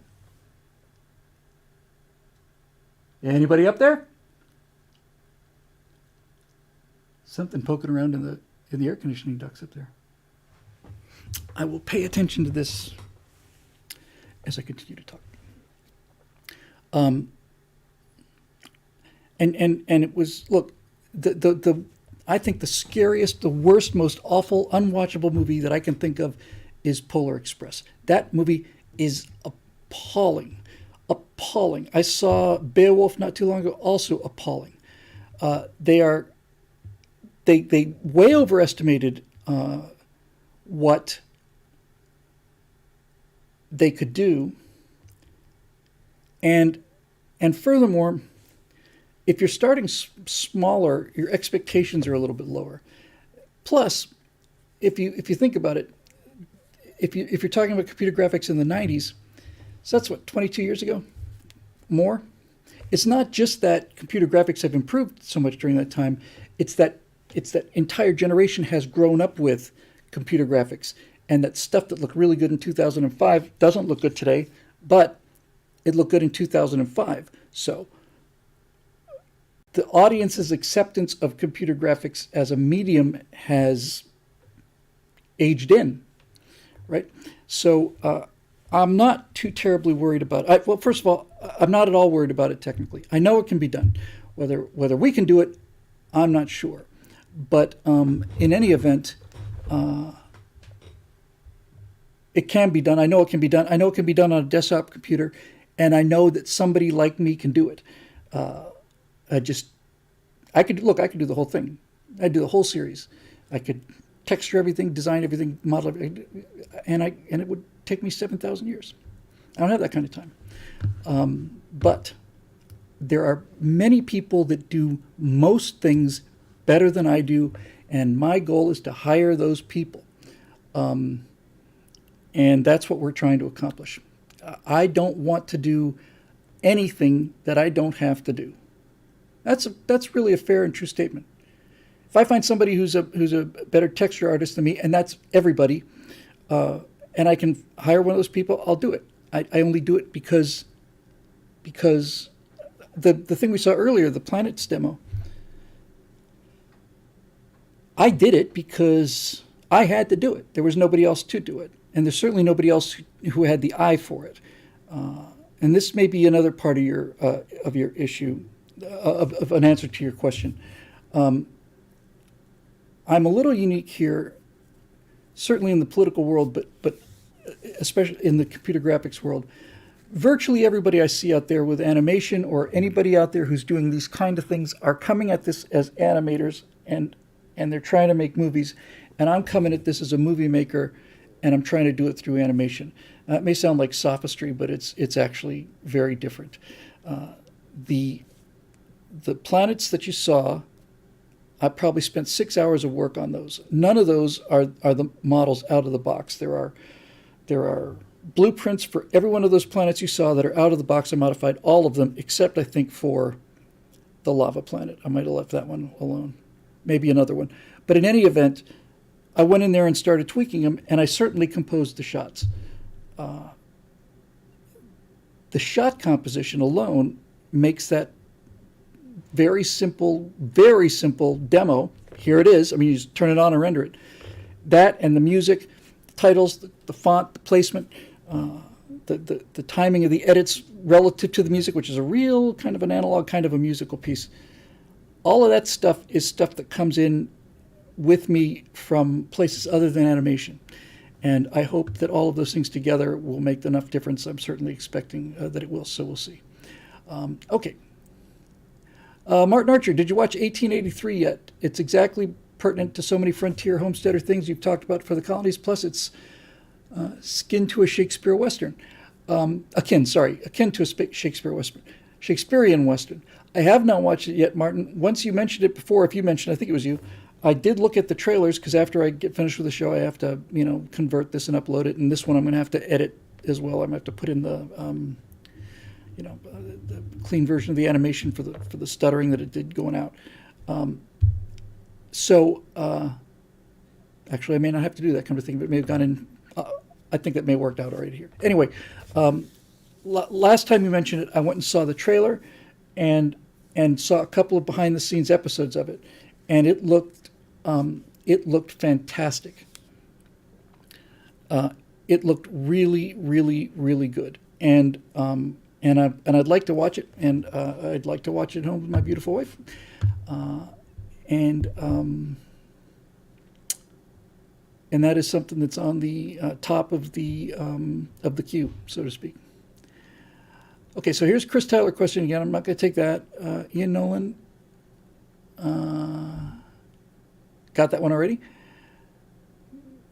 Chris Taylor's question about high density fuels. Please ask that again because that looks really interesting.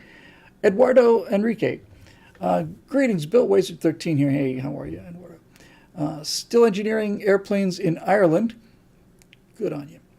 While the time zone makes tough to catch a show live every week, I never miss one episode, live or recorded. Thank you. Loving this new pop culture show of yours, and my topic for this week is about another classical Western fairy tale Disney made a good movie, only to reboot it as a woke turn to shit one. Pinocchio. My God. Where the blue fairy is now the black fairy, and all adaptation of the same story called Lies of P. Using Unreal Engine nonetheless. I'm sorry, I missed something. And all the CGI abominations to accompany it. On the other hand, a South Korean developer studios, Neowitz Games, is working on a horror steampunk adaptation of the same story called Lives of P using Unreal Engine, nonetheless, of which the main trailer I post in the link below. I'm looking forward to looking at that. What say you that Eastern Asians are managing to do adaptations of Western stories better than the Westerners? I, for one, will not see the new Disney movie, but will definitively get the game. Best of luck on the colonies. My best regards, Eduardo. First of all, thank you for the invitation, for the link, for the information, and the very gracious and kind wording, and thank you for your support. When I haven't seen. There hasn't been a whole lot of like really great Japanese movies out lately, and I don't see a lot of great Chinese. In fact, I see I can't think of a Chinese movie that I like. I saw Crouching Tiger, Hidden Dragon. I like that quite a bit. I don't know how long ago that was, and I don't know who's responsible for it. I know it was in English. I think it was. But the Koreans are doing some interesting stuff. It's an acquired taste. I didn't watch Squid Games, but I thought the concept was really interesting, and I saw enough clips to admire the execution of it, although I heard it went downhill pretty fast. I have seen a few Korean sci-fi clips or fast-forwarded through them on YouTube, and they're doing some interesting work. Some of the greatest effects work I've seen comes out of Russia. I mean, the stories, I think, are not good, but the CGI is fantastic. As far as the making Western stories better, it's a weird thing, you know. Let me see if I can put this. I don't think any Asian nation, I don't think any other nation could have made Pinocchio anywhere close to as good as Pinocchio was. It's my favorite Disney movie. So when you talk about this live action reboot, which went straight to stream, by the way, Tom Hanks, and it just disappeared. It just absolutely, it was never even there. It just vanished from the pop culture. It was so quick that I only heard a passing reference to it on one of these pop culture guys, and it was just gone.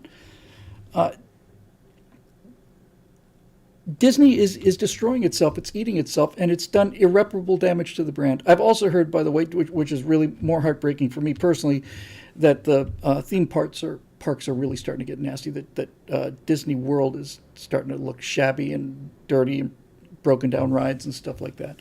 So I don't think it's so much that the Asians are gaining on us. It's just that the Asians are not.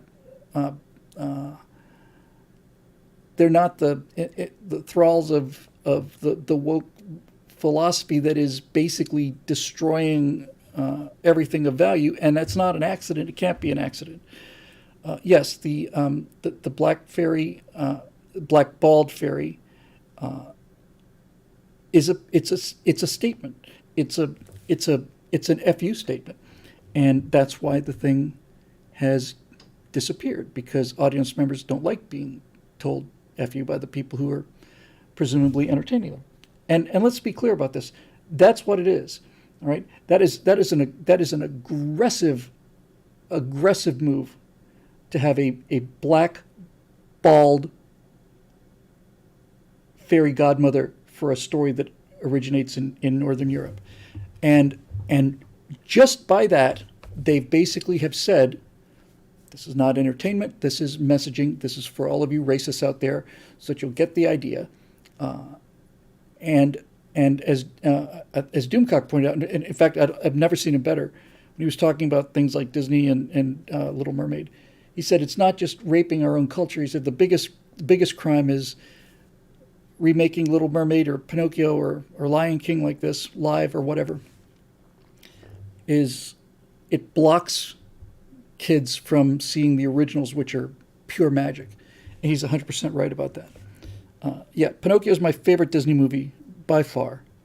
And when I saw all I ever saw was a poster on the freeway of Tom Hanks, and I thought, oh, how exciting! And then it's come and gone. It's like it didn't even make a sound. Good. This is this is actually now that I think about it, an even better sign, because when they put out something that makes people angry and people refuse to see it, that's a good sign. But when they put out something that's so appalling that people don't even mention it, that it just doesn't even, it's just, oh, okay, yeah, fine. That's a step further in the right direction.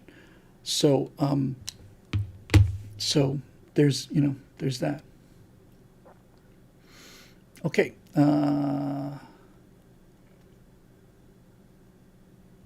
Okay, so I've got another question from Martin, but I've already taken one from him. So last one from Henry Lumley, and then we're calling it a night here. Hey, Bill, I was thinking about the colony, specifically weapons for clearing a ship's crew without destroying a ship, ships being expensive. I took your magnetic suit system into account, and I was thinking of a tri-tip missile that would split into 3 separate missiles near the target. I'm liking this already. After hitting the ship, each warhead would generate a powerful counteracting magnetic field strong enough to disorient, disable, or even dismember crew. That's a really cool idea. That's a really, really cool idea. For those of you not familiar with the background, this will be the last one we do, by the way. In a CG animated show, you can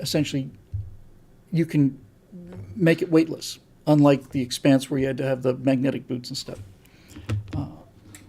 But there is something dramatically, really almost essential about a so-called artificial gravity environment, and it's got to do with we are not weightless creatures in real life. When we talk to each other eye to eye. We're vertically oriented. We're on the same, we're on the same plane.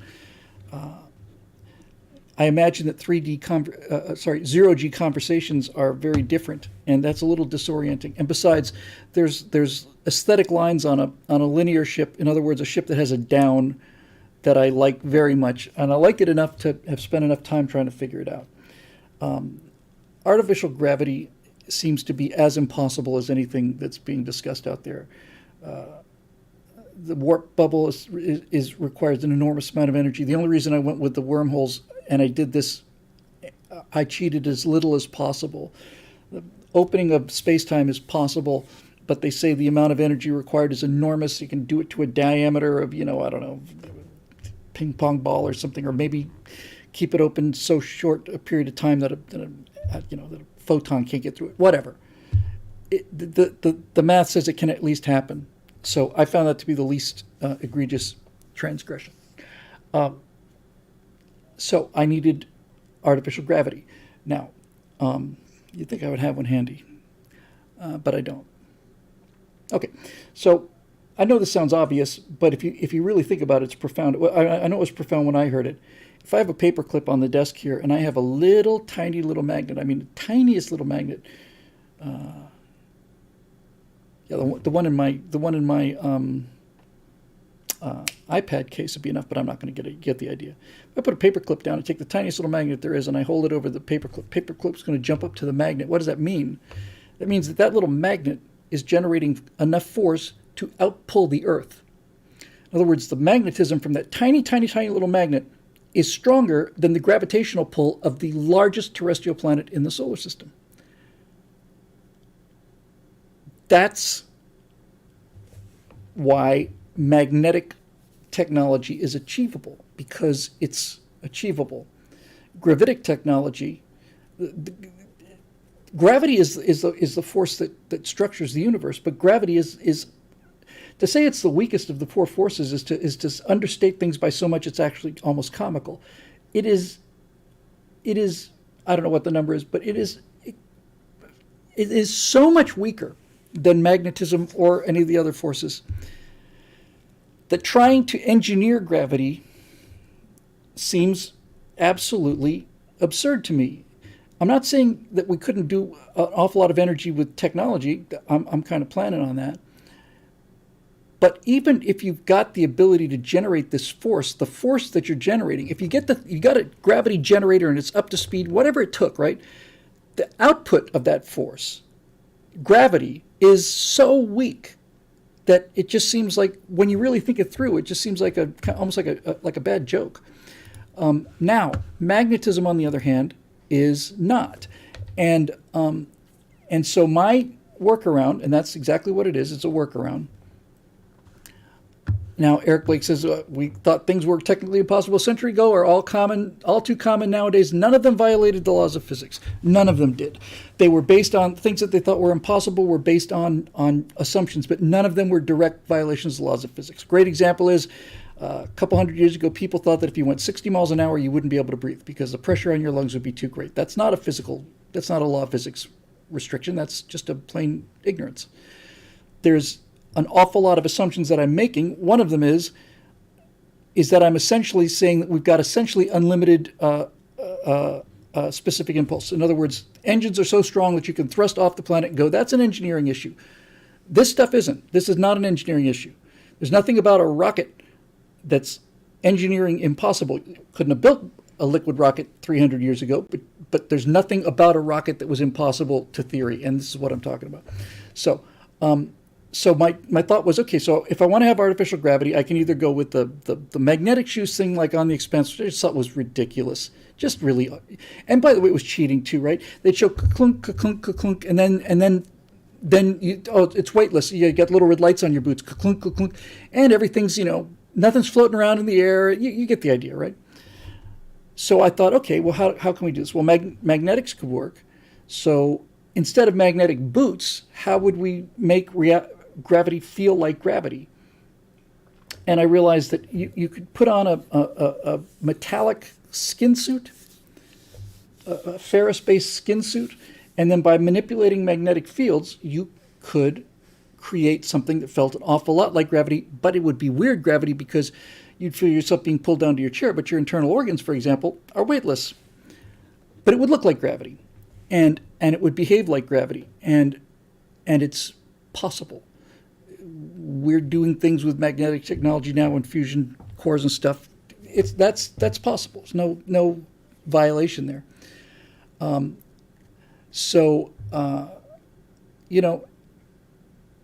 not the person who set the gravitational constant.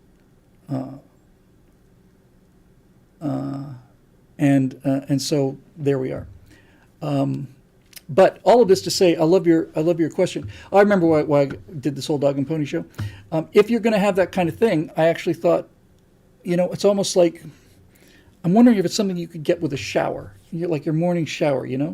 If you, I don't know. It's almost like, could you spray this on you? Just spray it on, and it just basically becomes, like a second skin. I don't know. I do know that one of the ways you can sell this is, as I mentioned on one of these shows, you can do a commercial for the company that makes these magnetic gravity simulators. And I think the example I used was, he said, "This is the Gravitron 9000, and here's where we are, or here's where we were."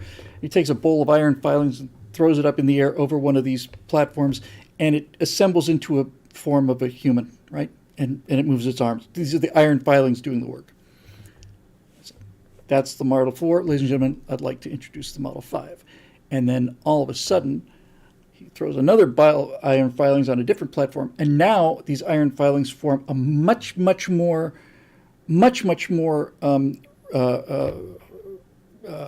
granular human. It's not just a blocky thing; it's the fingers, and it looks almost like a real person. It says, "We are getting this to the point where you will not be able to tell the difference." International gravitics, you're and you end the commercial that way. So that's it. Now the idea that if you're wearing something you can't get out of and it's magnetic, that you could use as a weapon, I really liked. One of the little tricks I've been keeping in my back pocket is that I don't know whether it would be somebody who boarded the ship but anyway, if somebody was wearing the metal suit, right, so that the magnetic artificial gravity was working, the computer could control that. The computer could have you float. If you had a long distance to go, it'd be like a moving walkway. The computer just gets you up off the ground, and it magnetically moves you down there at however fast it wants to.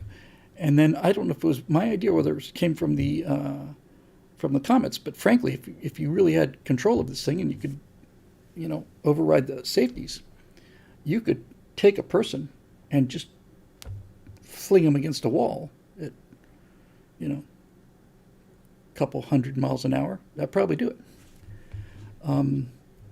And Eric has such a thing as force fields. There's no evidence that force fields are theoretically possible. There's no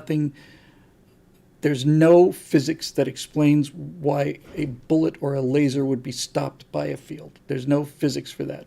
And if there's no physics for it, then to me seems like there are engineering problems and there are physics problems. Engineering problems in science fiction, you get them all. Physics problems, you don't. I'm trying not to get any of them, and I'm cheating on one, and I'm only cheating because the theoretical framework is there. But anyway, that's just judgment call. I'm one individual, and I'm the individual, and that's my judgment, and that's how that gets resolved. And it's 9:30, so we've been definitely doing longer shows. This one's 3 hours and 20 minutes, and we did a couple of three, but doing a 3-hour show is relatively new. 3+ is a big deal. We did a 4+ a couple weeks ago on Stratosphere Lounge. So in any event, I don't know whether that means fewer questions or less of the other stuff. I'm kind of inclined to say fewer questions, to be perfectly honest with you, because the stuff that we started with, not only did I think it was more important, it's a lot more kind of fun. So we'll see. That doesn't mean don't ask questions. It just means I'm not making any promises that I can get to all of them. Wow.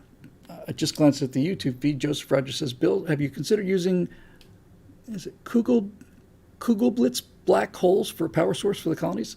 I've never heard of a Kugelblitz black hole, but I will go and check one out right now, by golly. All right. Just do a third show for questions. That'd be great. I can do that in my free time. I guess it's something to fill up my empty hours.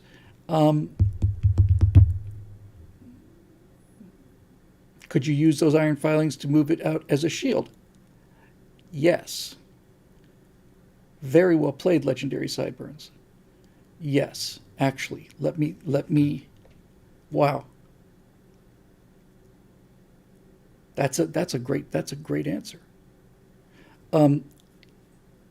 So, in Traveler, in the role-playing game, they had a defense against a laser weapon, and they called it a sandcaster. I thought it was great. It's essentially like a depth charge. It's a canister. And the enemy ship's out there, and you send this thing out that way, and it detonates, and it puts particles like sand out there. Now the laser has to expend energy burning through the sand, and that, if you make it dense enough, is enough to defeat the energy of the laser. There is no such thing as a force field, but there is such a thing as a magnetic field, and there are such things as ferrosensitive particles, iron particles, that are subject to magnetic fields. And that means that you could, in fact, have a form of a shield. It wouldn't be, the magnetic field would not be the shield. You would have an iron shield that is shaped by magnetism. And that would mean that if you're going to have an iron shield, it would have to be really, really dense. You could chuck a hunk of iron filings out into space, focus it, put it between you and the target, extend it out almost like a cylinder so you got as much of it out there as possible. That's a fantastic idea. I'd always thought the solution would be to shoot something out and let it, dissolve. But the second that you open that canister, the second thing goes pop, it starts to dissipate, and the more it dissipates, the weaker it gets, both to energy weapons and projectile weapons. This is going to change a lot of things, because that is a freaking brilliant question. So I just thought, okay, just thought through just in real time. So if I want to defend against an energy weapon, I put a bunch of iron filings out there. I know where the target vector is. Concentrate them there with the magnetic field. Make them as thick as possible. Let the laser burn through there. What if I had an incoming kinetic weapon, like a slug from a railgun? Well, the railgun, to accelerate it, would have to have something magnetic, but probably that would be like what we have today. You'd have like a tungsten dart, which is not magnetic, and it's got a magnetic sabot around it, and so you accelerate this thing and it comes apart, and then the dart goes through. So how would you deflect a dart if the dart's not magnetic? And then I realized if you could do that with the field, you could probably throw another chunk of iron filings out there, and this time angle them to the incoming vector. You'd want the minimum angle so that the dart wouldn't penetrate this thing, you just deflect it. I think that might actually work. I really think that might actually work. Good night, everybody who's leaving, because we've been on here for a long time. That's going to require some thinking. That's going to require some thinking. But I think that would work against. I think it would work against both. Yeah, Charles Goodman says you want to make layers for kinetic projectiles. What you'd want is you'd want to get that thing as far out as you could, because the further out it is, the smaller the deflection angle. If you're trying to deflect a dart, you want that metal plane to be as close to incidental to the vector as possible. If you have it at right angles, it's going to go right through it. But if you just minimum deflection, that should be. I got it. I'll check the email. That should be enough. Well, now that is going to be cool. It changes everything, of course, and I have to rethink a lot of things, but no one's ever seen that before. And if you show people something you've never seen before and you think it out, they will come. You don't want to have a situation where people, oh, come on. Then there's a default position where people are just kind of watching along, and then on the other end of the oh, come on spectrum is that is fantastic. I love it. That's brilliant. Like the transporter, let's say. When I first saw that, I thought, what? Fantastic. All right, I've got to go. And I don't get to go yet either. I've still got some time I have to do and things and all the rest of it and so on. Anyway, working hard on getting these two streams together, but we did 3 hours and a half on both Twitch and YouTube. And it was great seeing both the comment sections there. And again, I'll put a link in the YouTube. I won't put a link in the YouTube thing because it'll be on the Stratosphere Studios channel. Stratosphere Studios, look it up and go there. You'll see the animation that we saw in 4K or in HD. This will be going up there. The other shows are there. And if you go there, please hit the subscribe button, because we're about halfway to 1,000, which is considerably less than my other channel, but we get to 1,000, we can start to monetize this. This show will probably have made me $1.30, maybe. We'll see.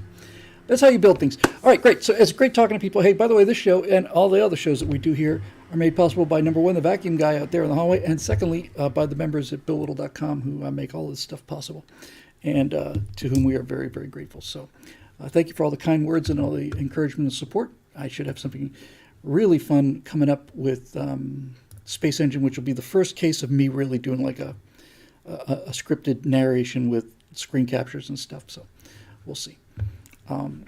But that'll do it. So thanks again for joining us. I'm going to go over here and I'm going to say goodnight to our Facebook fans who are watching live.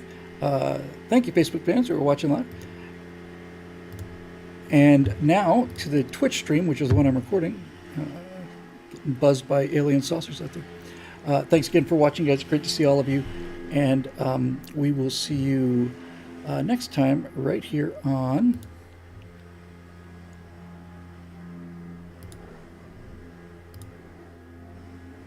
Not going to do it again. I'm not.